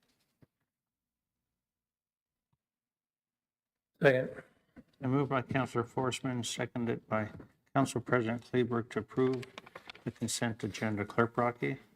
Council President Kleberg, Aye. Councilor Wright, Aye. Councilor Forsman, Aye. Councilor Klein, Aye. Councilor Maury. Thank you, Council. Next, we move to Roman numeral 7, active agenda. Item A, Urban Renewal Agency Port Representative Appointment. Considering the appointment of Denise Metz to the Urban Renewal Agency of the City of Lewiston, Idaho, as the port's representative. This is an action item, and Council, it is my pleasure to bring to you the nomination of Denise Metz for the Urban Renewal Agency representing the Port of Lewiston. And with that, I would move to appoint Denise Metz to the Urban Renewal Agency of the City of Lewiston, Idaho, as the Port of Lewiston's representative. Second? Need a second?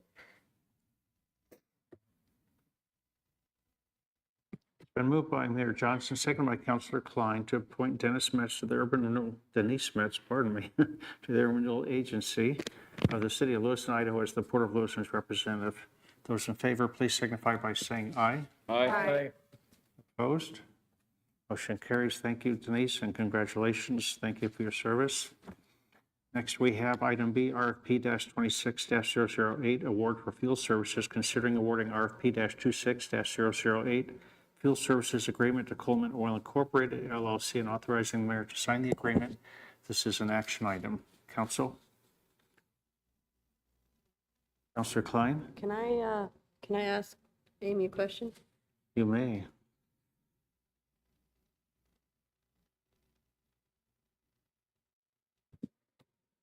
Welcome, Amy. Good evening, Amy Gordon, City Treasurer. So I was just wondering, reading through the contract, it talks about Spokane, using Spokane fuel prices. Is there,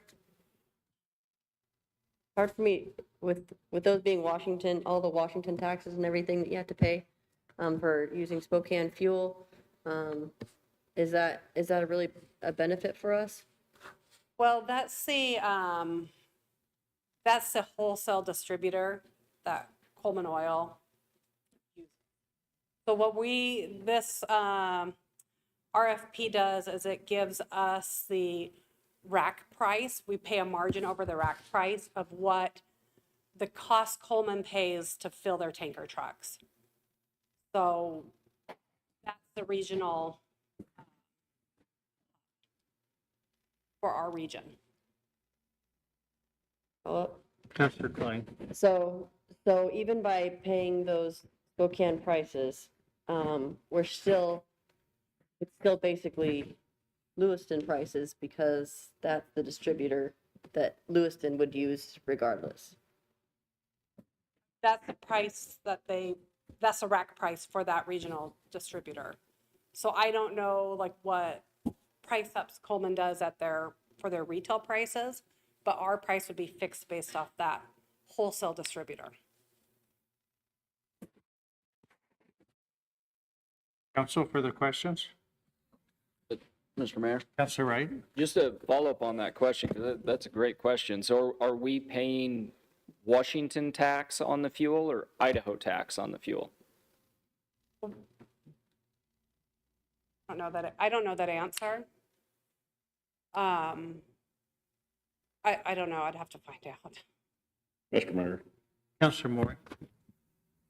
in my experience in life as a fuel jobber, wholesale racks are in Pasco, Washington and Spokane, Washington. Whenever it's delivered to the point of use is where the taxation takes place. So even if it's Washington wholesale fuel, it may come from a Montana refinery, or it may come from a Wyoming refinery. It may come from a California refinery. But whenever it's dumped in the ground, that's whenever it gets taxed Gotcha. at the point of use. That's helpful. Thank you. Mayor, I have a follow-up question too for that then. I mean, do we have even other vendor options if like the event we were like, no, we don't like the way that, Well, this is an RFP, and this was the only responsive bid we received. I see. Yeah, we'd have to go out So to bid if again. you and try didn't to- approve it, we would go through another RFP process. Yeah. The likelihood we would get more than one responsive bidder would be unlikely. Okay, thank you.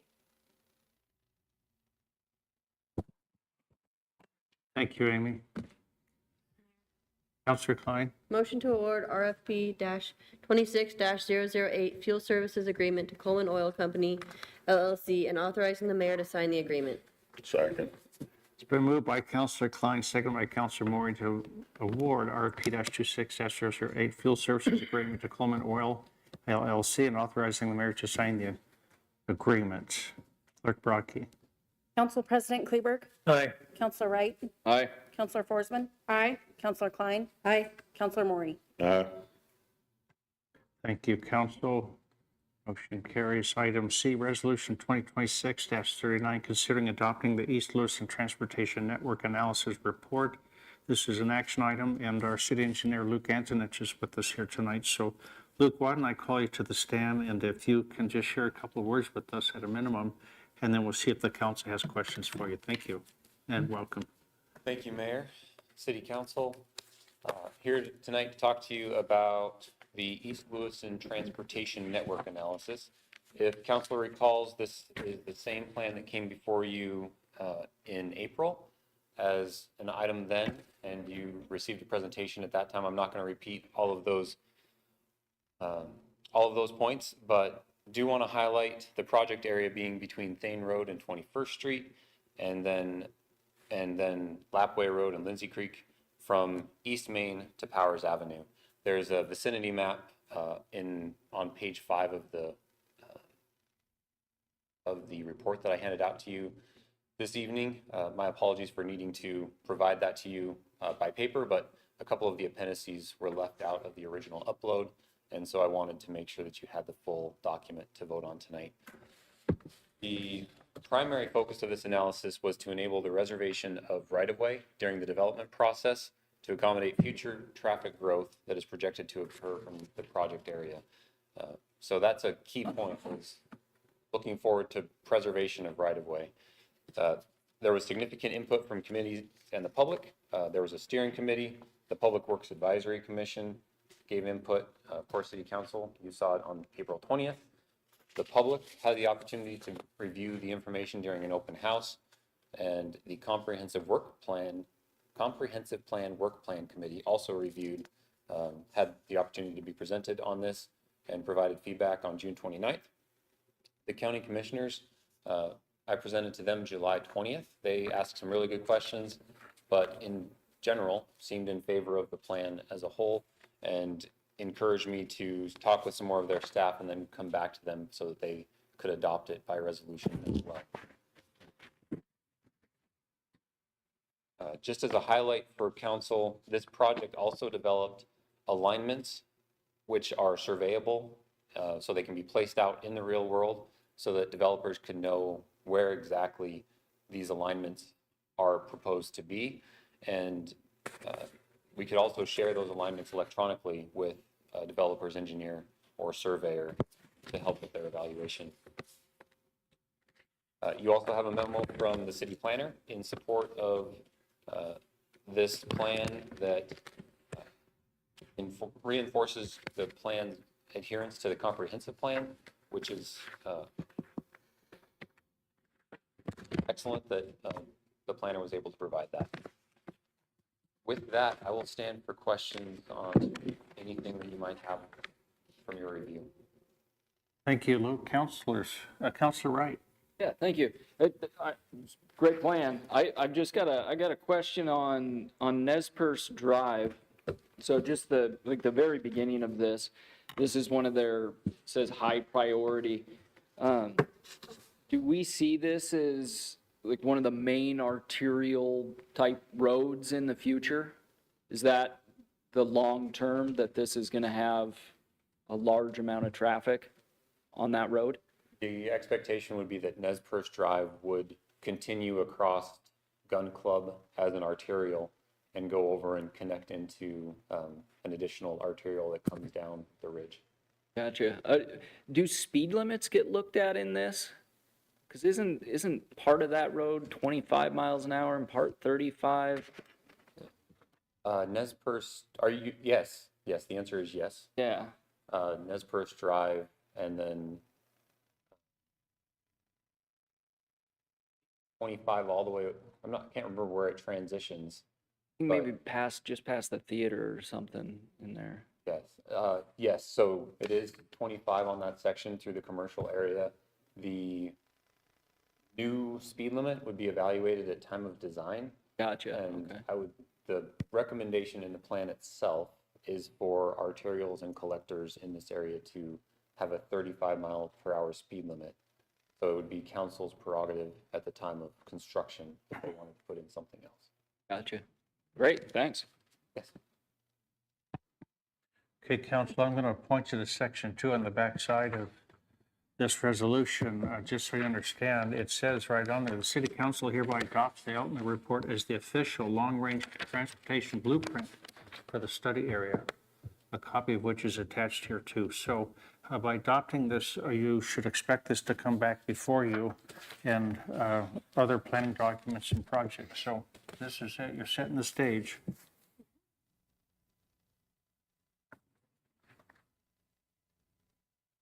Councilors, you have Resolution 2026-39 before you. Councilor Klein, Motion to approve resolution 2026-39. Second. been moved by Councilor Klein, second by Councilor Wright to approve Resolution 2026-39. Clerk Rocky. Council President Kleberg, Aye. Councilor Wright, Aye. Councilor Forsman, Aye. Councilor Klein, Aye. Councilor Maury. Thank you, Tanya. Thank you, Luke, for your work on this. And Director Johnson standing up. Is he up next? Yes, he is. Okay. Thank you, Luke, for bringing this to us tonight. Thank you. Council, next up, we have item D, road development agreement for the 18th Street connection to Lindsay Creek Road. Considering approving the road development agreement for the 18th Street connection to Lindsay Creek Road between the City of Lewiston and RPL Development, LLC, for an amount not to exceed $200,000 and authorizing the mayor to sign the agreement. This is an action item. We have our Public Works Director, Dustin Johnson, with us here tonight. Welcome, Director. Good evening, Mayor, City Council, Dustin Johnson, Public Works Director. As the mayor just said, that previously adopted study will come back in a future planning effort or projects, and so here we are. We didn't waste any time. Actually, we didn't plan it like this, but this, well, actually both have been going on concurrently over the last probably year and a half or longer. What is in front of you tonight is an agreement generally between the city and RPL developers. And two of those gentlemen spoke tonight in favor of this. And so if you read through the ELTNA study, you noticed there was a lot of emphasis on corridors and improvements. And a lot of what the concern is as we move development going east from kind of where we're at in the downtown core, you get up, the land is great for development because it is flat. Unfortunately, it kind of gets out into some areas of plateaus and valleys. And so getting traffic pulled off some of these primary corridors, looking at, say, Powers is one that we know goes all the way through, but as you start connecting some of these neighborhoods, particularly going north towards Lindsay Creek or south towards Tammany, in a lot of these places you get cliffed out. And so this is a corridor that is actually somewhat constructed currently, 18th, as it runs all the way from Lindsay Creek. It whipsaws its way up to the top of the plateau, and then 18th, if you've driven up there in the orchard, goes all the way down to Ripon. And so currently it is not dedicated right away, and it is only for private, it is actually only deeded as a private fire access road. So we cannot use it for development standards. And so the conversation has been with this particular developer, but other developers are very interested in seeing this move because it's kind of a pinch point.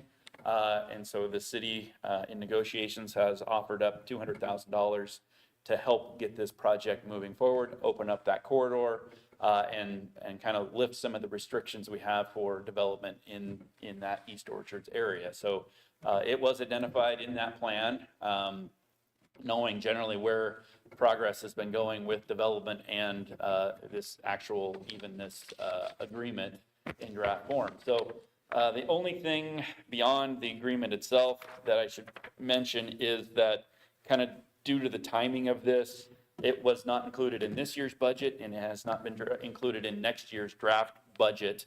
And we haven't obviously signed the agreement, but the agreement is we will reimburse the developer upon completion. And so we will come back to you when that is ready for an amendment to the budget for that $200,000 when it is completed.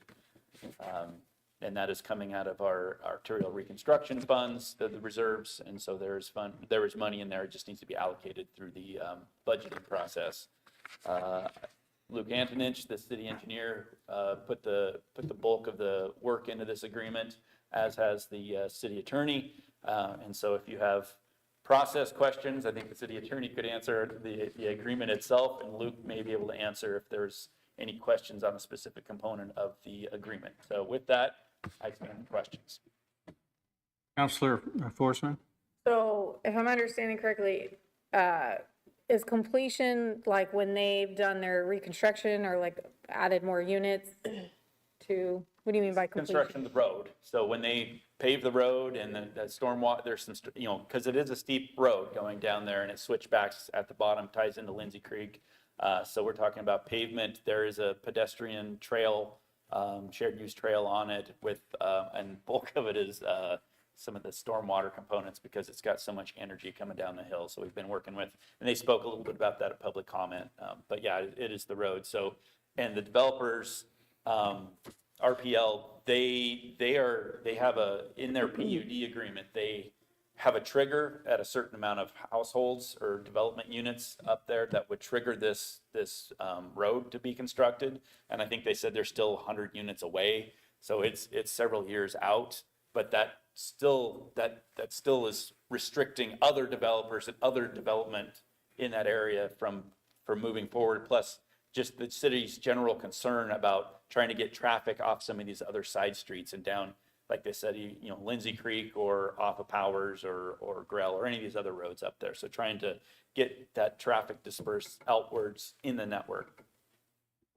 Counselor? So if I'm understanding correctly, we might not have to pay that 200,000 for a couple years? No, so that developer currently does not have to build it. This will bind us to pay that. When would we expect to, like a kind of a general window of when we were expected to pay that? Jennifer Tangano, City Attorney, Councilor Forsman.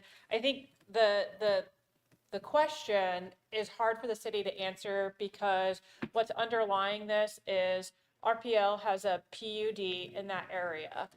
As a condition of the PUD, that road is to remain as a fire access road and does not have to be developed to the standards of 18th Street until they have built 300 homes in their PUD. Once they build 300 homes, then they're required to turn that fire access road into what will become the public right-of-way of 18th Street. And what RPL is proposing to do is, instead of waiting until that trigger, do so now while it's financially feasible for them to not only help their development because they can do so earlier, but also to help other developers in the area, because that fire access road is limiting future development because it's not creating that second public right-of-way into and out of the area that the fire marshal wants to see and that our city code oftentimes requires. And so instead of cutting in and developing brand new roads, what this road development agreement does is provide that RPL will develop this road earlier than what is required in their PUD, and then upon completion, the city will reimburse them $200,000 that we might have otherwise had to invest through other infrastructure improvements to create new roads, whether it's through buying that right of way or making other improvements to existing right of way. So it's not a matter of when we could have anticipated it, because we're entirely dependent on a private party. And because this particular PUD has been in existence since early 2007, we don't know when they will get to that 300 units. And in that roughly 20 years, they have only built about 100 to 200 of those units. So they still have, I think it's actually closer to 150 units maybe to build out. And it's not likely that they're going to have all of that within the near future, but to improve the transportation network in that area, they have worked with the city and another developer to put this proposal together to develop it earlier and to improve public transportation in that particular area of town. So for those of us that you've ever taken a Google Maps and it has you go through this gravel road off of Lindsay Creek, that's the road that we're talking about, and that's going to make that into a paved public right-of-way. Councillor Klein? So in our history sheet, it says that they have to do it within 18 months after our approval. So it's a soon thing for the road to get done. They can request extensions per city code and per this agreement if there were other conditions, say there was, a particularly rough winter, or if there were exigent circumstances that they weren't able to do it. I believe we provide 6-month extensions to that. So once they start, they're able to get it done fairly quickly in most instances. I think the schedule is provided or will be provided once they have it all locked in, but it's a fairly quick turnaround for them. Not part of the agreement, but they have a contractor selected, and they're, this was expedited to get in front of you, so they are interested in constructing it this construction season. Mayor? Councillor Forsman? So if I understand correctly, we would, although this is kind of an unexpected expense that we're spending, it also is something that we would eventually have to do later in order to continue to grow Lewiston, if I'm understanding correctly. And it could have been possibly more money. I don't know if I would phrase it that way. We are participating in the early development of this road by providing contributing to the funding of it because of the greater public benefit that it provides. As RPL indicated earlier, things are more expensive and the costs were a lot more than they anticipated.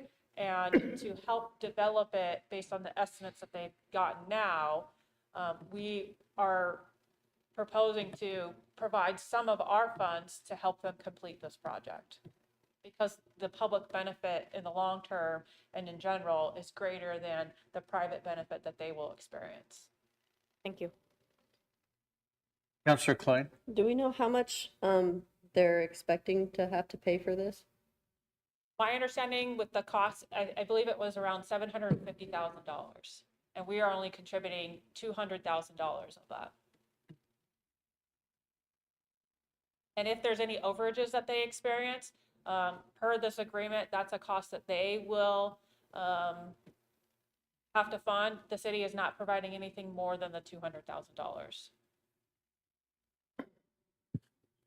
Councillor Wright? How's the money distributed? Gonna win and how? They will have to provide receipts for reimbursement, and then it will be on a reimbursement-only basis. Thank you. Thank you, Council. Director Johnson, I'm going to ask you to just brag a little bit more about this, because You know, we hear about the city of Lewiston sometimes is, you know, difficult to work with, or maybe we're slow to respond. And I think this is a prime example of where the city is really out in front on this project. And we encountered, you know, with our developers out there, a bottleneck, if you will, and we didn't have a solution. And Public Works and Community Development came up with one. And so when you think about advancing development and allowing those other developers to continue to put in the homes, homes that are needed, by the way, and also develop our transportation network and provide that infrastructure today, quite honestly, it becomes part of our taxing base, probably 10 years sooner than it would have. So I think the city's going to get back that revenue in other ways in the long run. But because of our agreement with RPL through the PUD, it was just not ideal for us. We were seeing developers coming in to our development review process, wanting to do things and not having adequate access, secondary access, you know, in and out of some of these places. And I don't know, sometimes maybe that leads even to bad decisions when we try to force things in there. So I feel pretty good about this. We have been in contact with the county too. And my understanding is that, you know, they want to be partners with us on this. And it's going to put more traffic on Lindsay Creek. But again, when you look at Elton, what you just approved, this is really a critical link to what's going to happen in that part of Lewiston. And that's where the growth is today. So. But I think Director Johnson and his staff, and Jennifer too, and Luke should brag a little bit more. Counselor. Thank you. Dustin, looking at the site map here and being familiar with that area, that's only going to be able to handle a 2-lane road up and down through there, correct? There's no, due to the topography, there's no way possible to expand that. Yeah. Is there any, where the hairpin comes back around before it joins back with Lindsay Creek, is there any feasible way that another arterial could tie into that to ease more of that? Because everything that we're looking at for future development is going to be in that area. Yeah, Or and would we be looking at another tie-in point on Lindsay Creek with another road? Yeah, and that was part of the conversation with the Eltna study, is knowing that that this one is, obviously it's there, that the road grade is there, and we looked at, you know, all the different design standards to get that corner as, you know, as loose as we can, and it is just not, to get that much elevation off and then get down into Lindsay Creek, you're not going to be able to get anything more than a 2-lane road to accommodate that traffic. And electricity, water, and traffic, it's going to go to that path of least resistance, so you're probably going to see some traffic patterns change down there, which is going to trigger more conversations, whether it's on Lindsay Creek or coming through, you know, on 18th, and that was the concern, 18th on top, because it's also wider up on top, but you're going to get that restriction down there. And so we're going to answer this question with a solution, but we're going to create probably three more problems that we're going to be talking about here in the next 5 years, of just trying to find that other preferential, if you want to call it a collector, getting that traffic off anything other than that Thane corridor. Okay. One more question, Mayor. Counselor. I assume it's going to be compatible with all current emergency vehicles, more than compatible with, I don't think we'd need to run a ladder truck up there, but if we were, it would make it without having traffic interference, because I've noticed some people don't hear as well as what they should whenever emergency equipment's coming by. Before Greg speaks, I'm just going to sneak in real quick. Per the PUD, that road is a emergency services vehicle access road, so it has to be maintained and built to that standard. So making it the public right of way is just going to improve it even further. So right now, it meets those requirements. When it's developed, it'll further meet that. It'll just be at a better standard. Good evening, Greg Reitmeyer, Fire Chief. It will, once it's developed out, any of our vehicles will be able to access that without any difficulty. Currently, while it meets that standard, it's difficult for them to maintain washboard and things like that. So they're fighting the elements with that dirt road all the time, and it was the best option at the time, but is that we develop that area out to get that secure secondary way that people can escape from a community in a community scale level wildfire event, is really, it's a great improvement. Oh, that's personal experience, and family members have lived through that, having emergency vehicles going towards, people evacuating and going away from. I just want to make sure that we don't have to cross the center line with a fire truck to get there. That's going to impede people that are trying to leave. No, it's a vast improvement over what we have. Okay. In the details, I can't see the road width, the base width, or anything on there, so thank you. Thank you, Counselor. Council, further questions? Are we ready for a motion? Counselor Klein? Motion to approve the road development agreement for the 18th Street connection to Lindsay Creek Road between the City of Lewiston and RPL Development LLC in an amount not to exceed $200,000 and authorizing the mayor to sign the agreement. Second. Been moved by Counselor Klein, second by Counselor Moore to approve the road development agreement for the 18th Street connection to Lindsay Creek Road between the City of Lewiston and RPL Development LLC in an amount not to exceed $200,000 and authorizing the mayor to sign the agreement. Clerk Rocky? Council President Kleberg, Aye. Councilor Wright, Aye. Councilor Forsman, Aye. Councilor Klein. Aye. Councilor Maury. Aye. Motion carries. Thank you, Council. Thank you, Director, Jennifer, and Luke on that one. Next, we have item E, bid award for IFB-26-014, considering awarding the IFB-26-014 Burl Avenue Sidewalk Infill, TR070, and project to McCall's Classic Construction in the amount of $599,862 and authorizing the mayor to sign the contract. This is an action item. Welcome, Director. Good evening, Mayor, City Council, Dustin Johnson, Public Works Director. So in front of you, kind of the description kind of tells it all. It's up there on Burl, across from the fairgrounds. This was originally selected for the carbon reduction grant because the Burl, it met the criteria as producing, trying to get people more on the sidewalks in a built environment. Unfortunately, at the time, the scope of the project outweighed the grant. So it's been kind of hanging out on the shelf for a little bit.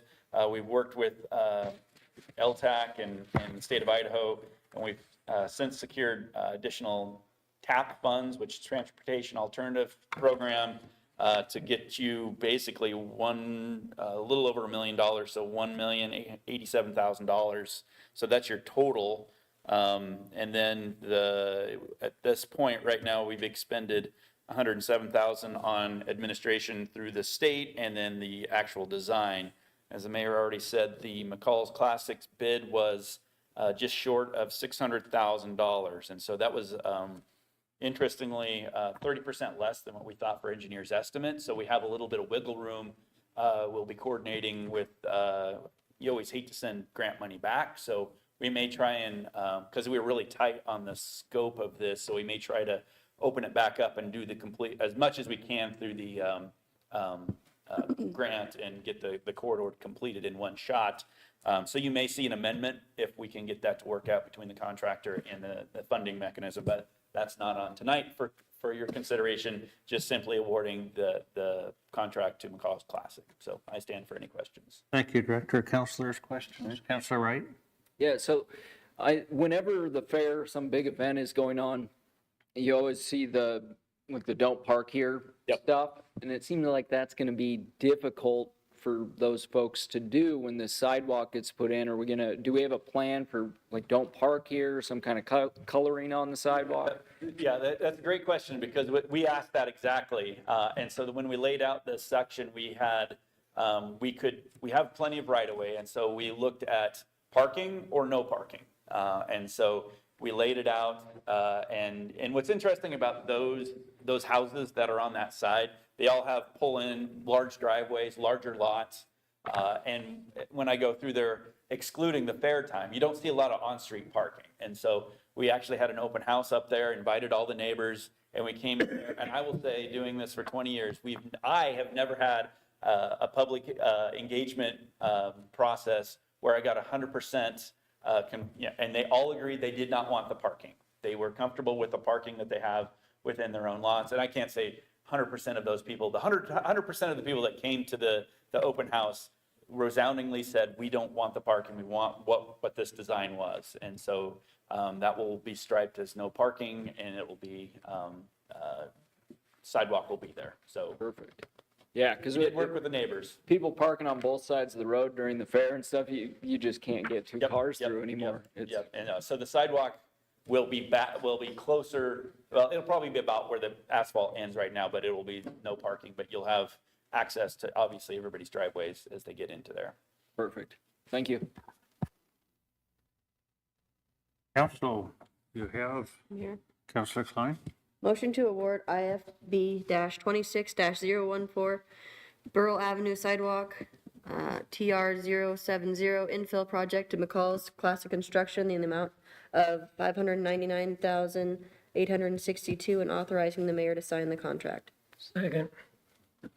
Been moved by Councilor Klein, second by Council President Kleberg to award IFB-26-014 Burl Avenue Sidewalk, TR070 infield project to McCall's Classic Construction, the amount of $599,862, and authorizing the mayor to sign the contract. Clerk Brocky. Council President Kleberg. Aye. Councilor Wright. Aye. Councilor Forsman. Aye. Councilor Klein. Aye. Councilor Maury. Aye. Motion carries. Thank you, Council. Thank you, Director Johnson. I think that's it, huh? I see it still standing there. I can't. Yep. All right. Thank you. Just in case. Jennifer wasn't supposed to be here tonight, so I was supposed to do this, but she's here Okay. now. So if you want me to present on the next two items, I can. If not, we'll let Jennifer. Jennifer, what would you like to do? All right, that was my vote. Okay, resolution, item F. Resolution 2026-31, considering approval of a fiber optic cable easement from the city of Lewiston as grantor to the Port of Lewiston as grantee to install an underground fiber optic cable line. Action item. Director Dustin Johnson, welcome. Good evening, Mayor, City Council, Dustin Johnson, Public Works Director. So as I said, this is under Jennifer's name. So if you haven't heard, the Port of Lewiston is working on a fiber project, bringing in fiber outside of the valley, even beyond the valley, but it'll be going through the valley. And they needed to clip, we own two pieces of property. It's actually in the county right behind you. It was originally used as Twin City Foods brought their processed water there back in the 70s. And so it's not very usable property because it's on the steep slope up there. City owns it as surplus. We may need it someday for wastewater, something or other. However, the port needed just a sliver across to get their port fiber across it. And so we were in negotiations with them to try and just get this easement for them. So that's all this is a port fiber easement. And then I'll tell you about the next one when we're up on that one. Thank you, Director. Councilors, questions? Mayor?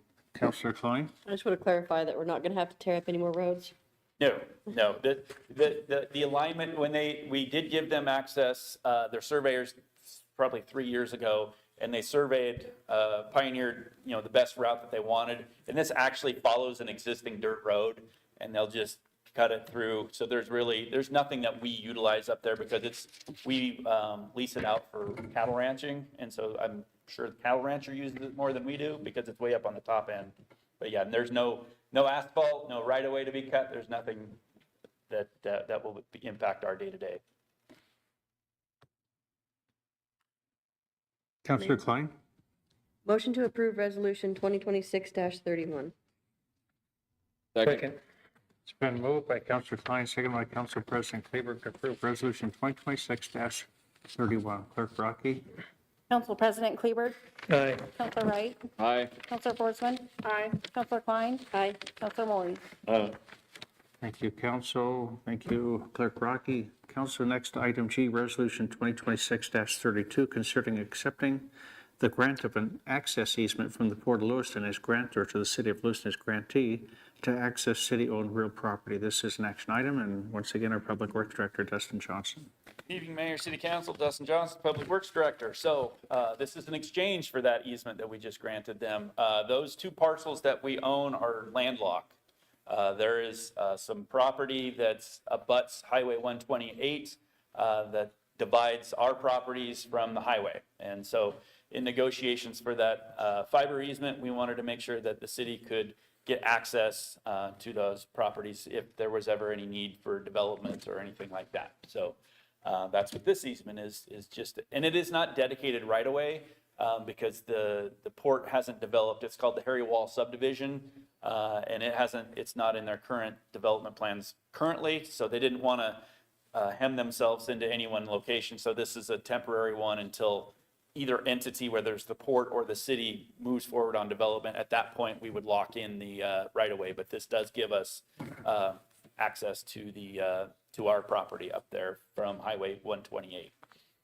And just a appreciation for the work that Jennifer, the mayor, the port commissioners, just trying to, partnerships as we try and get some development moving through our valley here. So.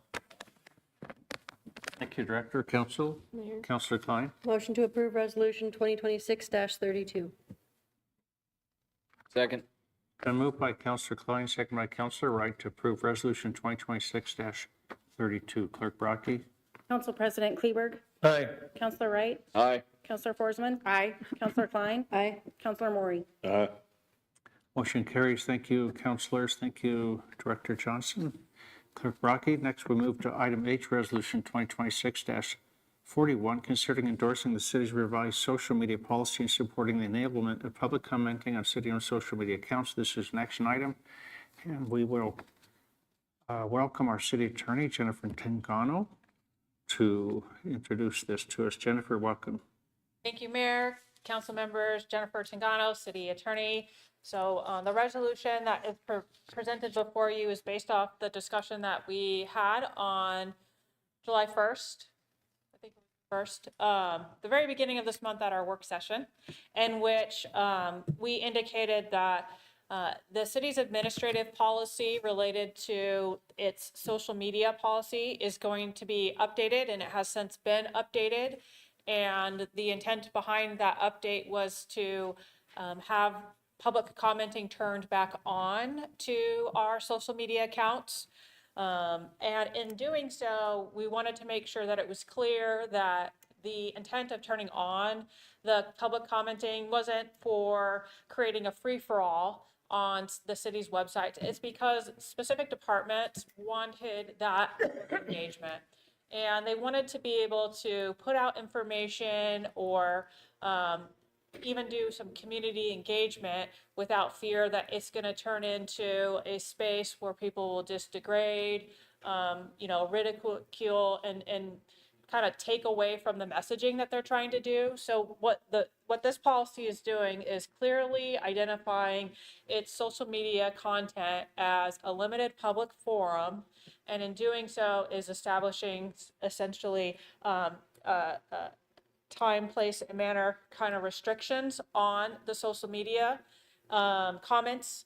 And the intent behind that is when we make a post, so say we have a Parks and Recreation post, the intent is for engagement about that Parks and Recreation post. So if they have an event like the reopening of Burt Lipp's pool, the intent is that the comments related to that is about the pool, Parks and Recreation, programs or something related to Burt Lipp's one way or another. It is not intended to be an area for people to air their grievances or call out other people or just, advertise their own businesses. Most of those times, those advertisements aren't legitimate businesses to begin with. But what we're hoping to do is with this particular policy is it provides a means for city staff who are administering these pages to hide or delete comments. The city of Lewiston does have a software service that auto archives all of the posts on there. We have responded to and we will continue to respond to public record requests related to specific posts.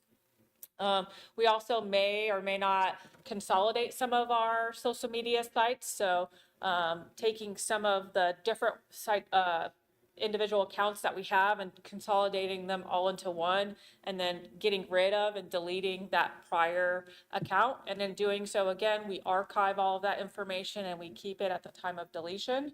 So that, again, if we have a public record request, we can respond to it. Again, the purpose of this is because these are not a public forum, and it's not an area that, that would be the same as standing on the sidewalk and expressing your ideas. If you want to come to the city hall and stand on the sidewalk or somewhere else and express your ideas, please do that. But the city's social media sites, where we are sharing different events that we're doing, sharing public information, we're letting the public know that is not the intent behind this, but it's a limited means of engagement related to specific events and specific topics that are being addressed in those posts.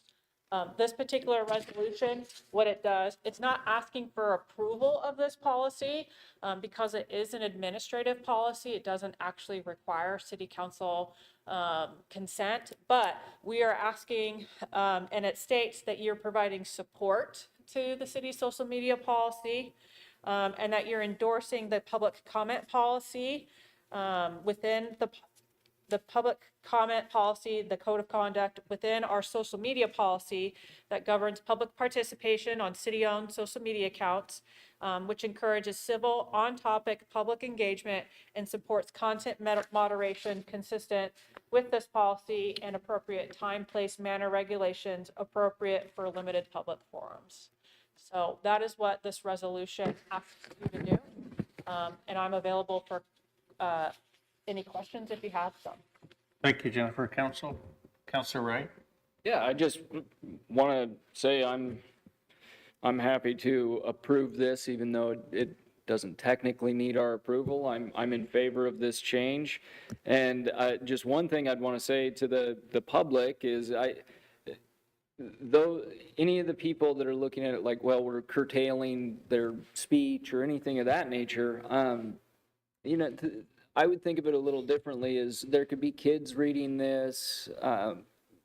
There needs to be some civility, and of course we want it to be on topic. And over time, everything always changes. We're always trying to improve. So if we find an issue with something in this, we're going to find a way to solve it. But I think this is a great entry into getting comments turned back on and having that engagement and the automation options that it gives the staff to further engage the public. I think it's all in the right direction, and I appreciate the work. Eric? Councilor Forsman? So if I'm understanding correctly, because we kind of have what do we call this? Sorry, it's not like a code, it's an administrative policy. Administrative policy, excuse me. Because we have this policy in place, it kind of gives us the ability and the standing when there is people that are commenting on there that are just being inappropriate or putting information on there that doesn't really have to do with the original post. It gives us that ability to be able to delete those or hide those and without impeding on their right to free speech, correct? Is that how I'm understanding that?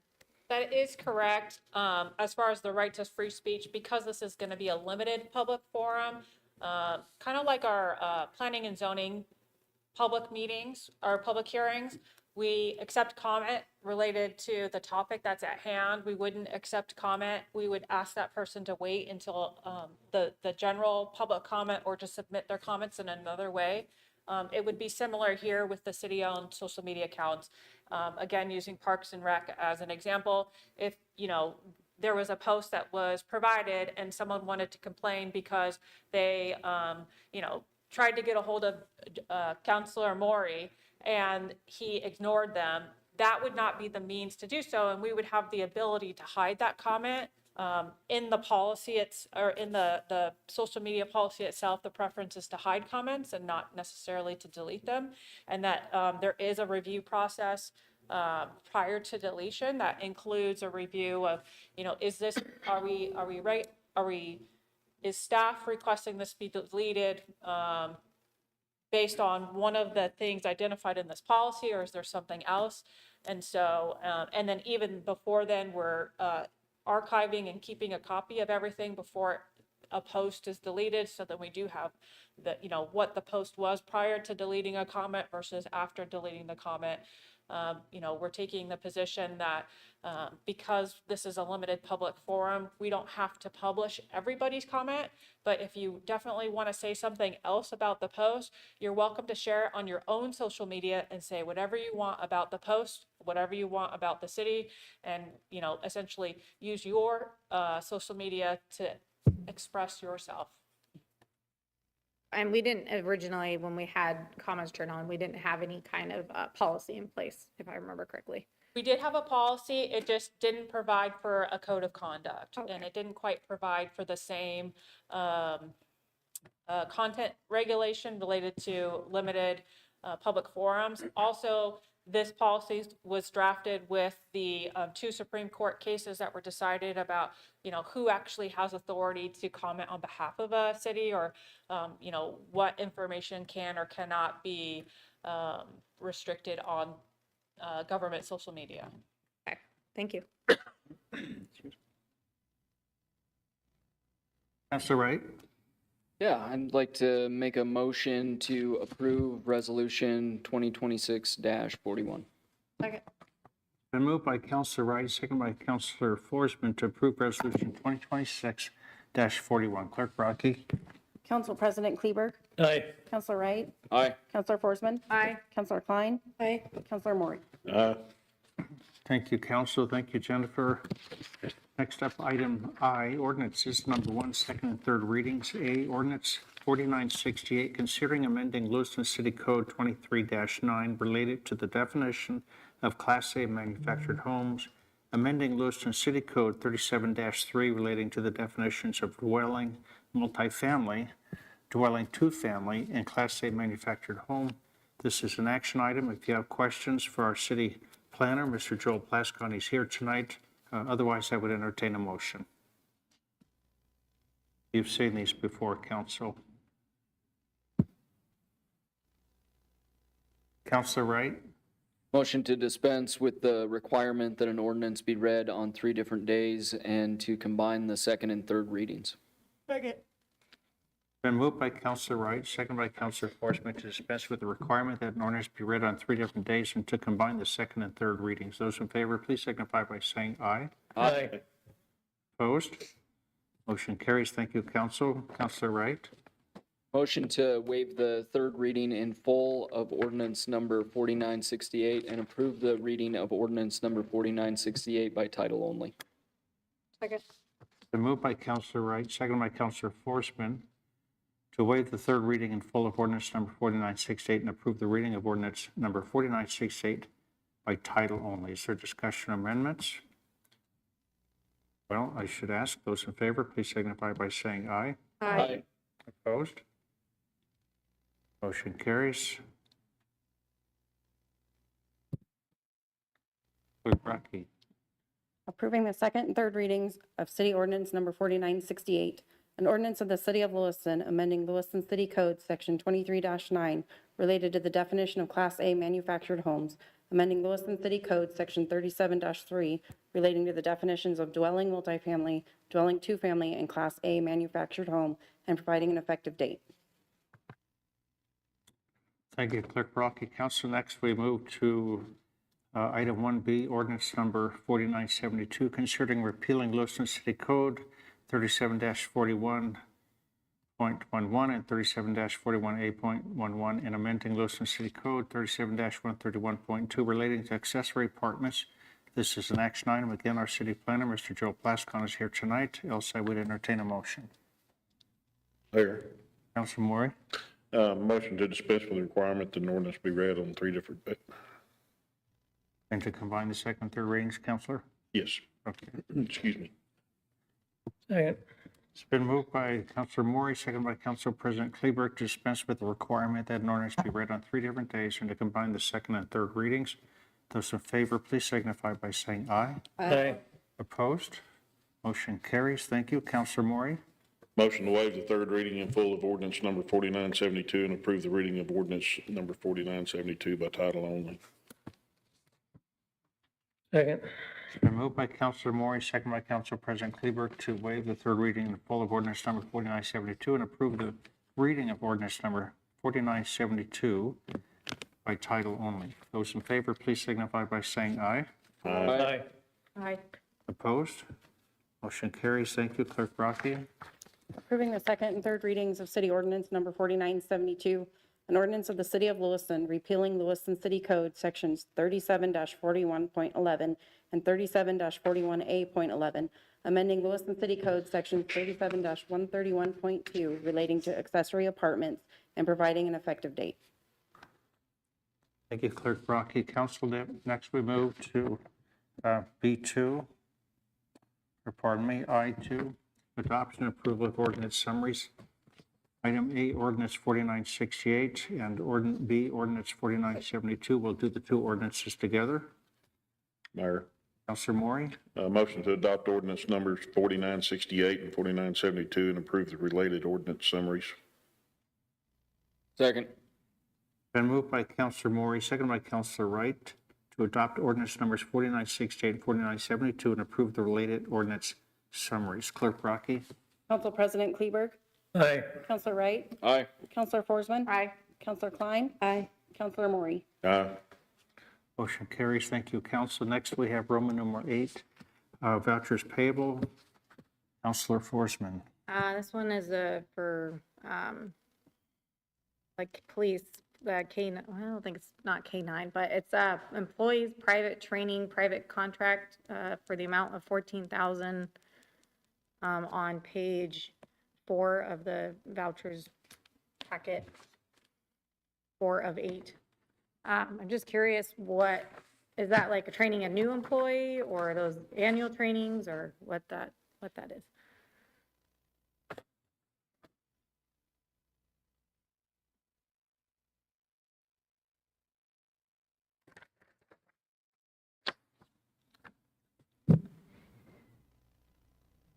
Chief Cusick, welcome. Please introduce yourself for the record. Thank you. Jason Cusick, Chief of Police. I would have to double check, but I believe that is going to be the group that's coming to do the full SWAT team training. They're putting them through a whole week-long SWAT school. Oh. That number is what's standing out to me. The company name is not ringing a bell real quick, but I believe that's what it's going to be for. But I'll definitely follow up and get you an email. But I believe that's what it's going to be for. Okay. Because they're coming in September to teach the whole team. Okay, awesome, thank you. I did have one more. It was. No?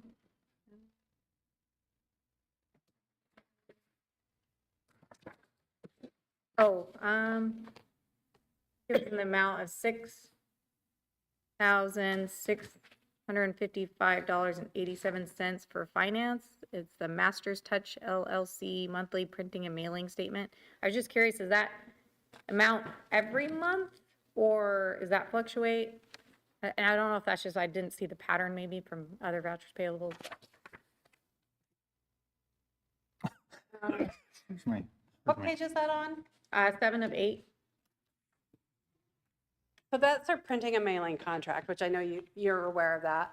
I think it can fluctuate because the bulk postage rate can fluctuate. And I mean, the number of mailings we send out every month should be consistent, but they could vary month to month.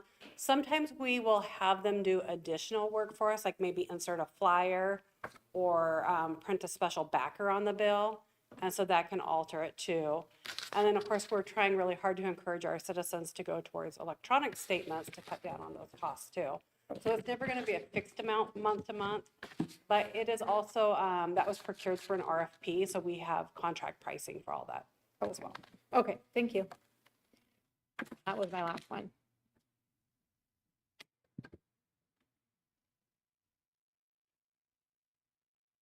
Thank you, Counselor. I would entertain a motion to approve vouchers payable. Mayor, Counselor Forsman. make a motion to approve vouchers payable. Second. It's been moved by Counselor Forsman, seconded by Counselor Klein to approve vouchers payable. Clerk Rocky? Council President Kleberg. Aye. Counselor Wright. Aye. Counselor Forsman. Aye. Counselor Klein. Aye. Counselor Maury. Thank you, Council. Thank you, Chief Cusick and Amy. Director Gordon. Next, we move to Roman number 9, unfinished and new business. Item A, city councilor comments. Comments shall not be related to an item currently for the council or an item that may come for the council in the foreseeable future. It shall be limited to comments, not discussions. Mayor. Councilor Forsman. I just wanted to highlight Valley Vision will be having their annual event where they will announce exciting news. Since the new restructuring of Valley Vision and them getting a new CEO, they have announced exciting news for the past 3 years. And so this has shown their immense improvement and dedication of wanting to see growth within Lewiston, which is going to ultimately help our property tax base. So just really impressed that we get to yet another annual event. We get to hear exciting news. So that'll be this Thursday at 5. And it's an event that people can pay to go and get a table at and hear the news that they have to share. The other one I have is a Citizen's Guide to Understand Property Taxes. It's all this today that we got. I'm going to filter through it a little more, but this is another example of Miss Carol Maurer and her amazing work. And I'm sure this also had a lot of other people to make it happen. I don't know all names right now, but whoever was a part of this, thank you for that, because this is a really good guide for citizens to be able to go through. So those that are listening, if you are, please pick this up. I believe you can pick it up at the City Hall, or do we have it at the community center, I would imagine? Maybe. Should have it here. And in here. So, oh, and it's online, thank you. So if you want to look at it online, like I said, in those other locations. So it's a pretty good organized booklet on our property taxes and how they're allocated, so. Thank you, Councilor. If I can just ask Clerk Brocky, have we filled our table at the Valley Vision banquet? Is there anything there that we need to take care of? I believe we still have 1 or 2 seats available, pending on whether counselors' spouses sit at the table, but there's maybe 1 or 2 seats. Okay, so if somebody's interested in going and hasn't RSVP'd to Tanya yet, you could get a hold of her and she'll tell you what opportunities may exist. Thank you. Other council comments? None? Okay. City boards and commissions liaison updates. Councilor Wright? Thank you. I've got 3, but I'm going to try and be quick. So there was the Nez Perce County Airport Authority. We had another positive director's report. June, we had more emplanements than we did the previous year in June. That makes the 2nd consecutive month that we've had improvement over the previous year. And you've probably seen the online ads, but there's the TSA pre-check group coming to town again. So August 18th through August 21st. You can look on social media, find it. I think it's on the Lewiston city sites too. And new business, just the normal stuff, nothing too out of the ordinary. It was just lease agreements. For the most part. Well, actually, excuse me, we also adopted the FY27 budget for maintenance and capital, so that did get approved. And we've already had that presentation here at the council. The cemetery and urban forestry, we didn't have anything on our active agenda, but we did take some time to just discuss what Speckelmeyer had brought up before with the, are we doing our mission? Does our mission make sense? So the group is looking into that and making sure that we're doing everything that we should be doing. And then on Urban Renewal Agency, we amended the FY26 budget and we approved the FY27. And I just don't recall if it was the draft. I think it was the draft budget. Okay, all right, perfect. That's all I got. Mayor, Thank you, Councilor. Councilor Forsman? I was out for the past about 2 weeks, so I didn't attend obviously any commissions, but Councilor Wright was there in my absence for the URA, so appreciate that. Thank you, Councilor Wright. Welcome. Thank you. Other comments, councilors? Board liaison updates. If not, I'll move to the mayor comments. I just want to comment quickly on a couple of things. Yes, we did have our official pool opening on Saturday, and I just once again want to say thank you to St. Joseph Regional Medical Center for being our sponsor that day.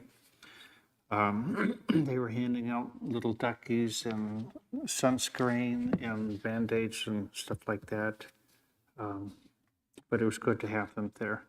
And then also, Director Glenn's not here tonight, but he couldn't say enough about Dave Sinner and his work on getting that pool open. So I just want to give Dave a shout out for the excellent work that he's been doing at the city of Lewiston. We appreciate all that he does to help us. That moves us to item D, agenda topics. Don't see any, so I'm going to ask for a motion to adjourn. So moved. Second.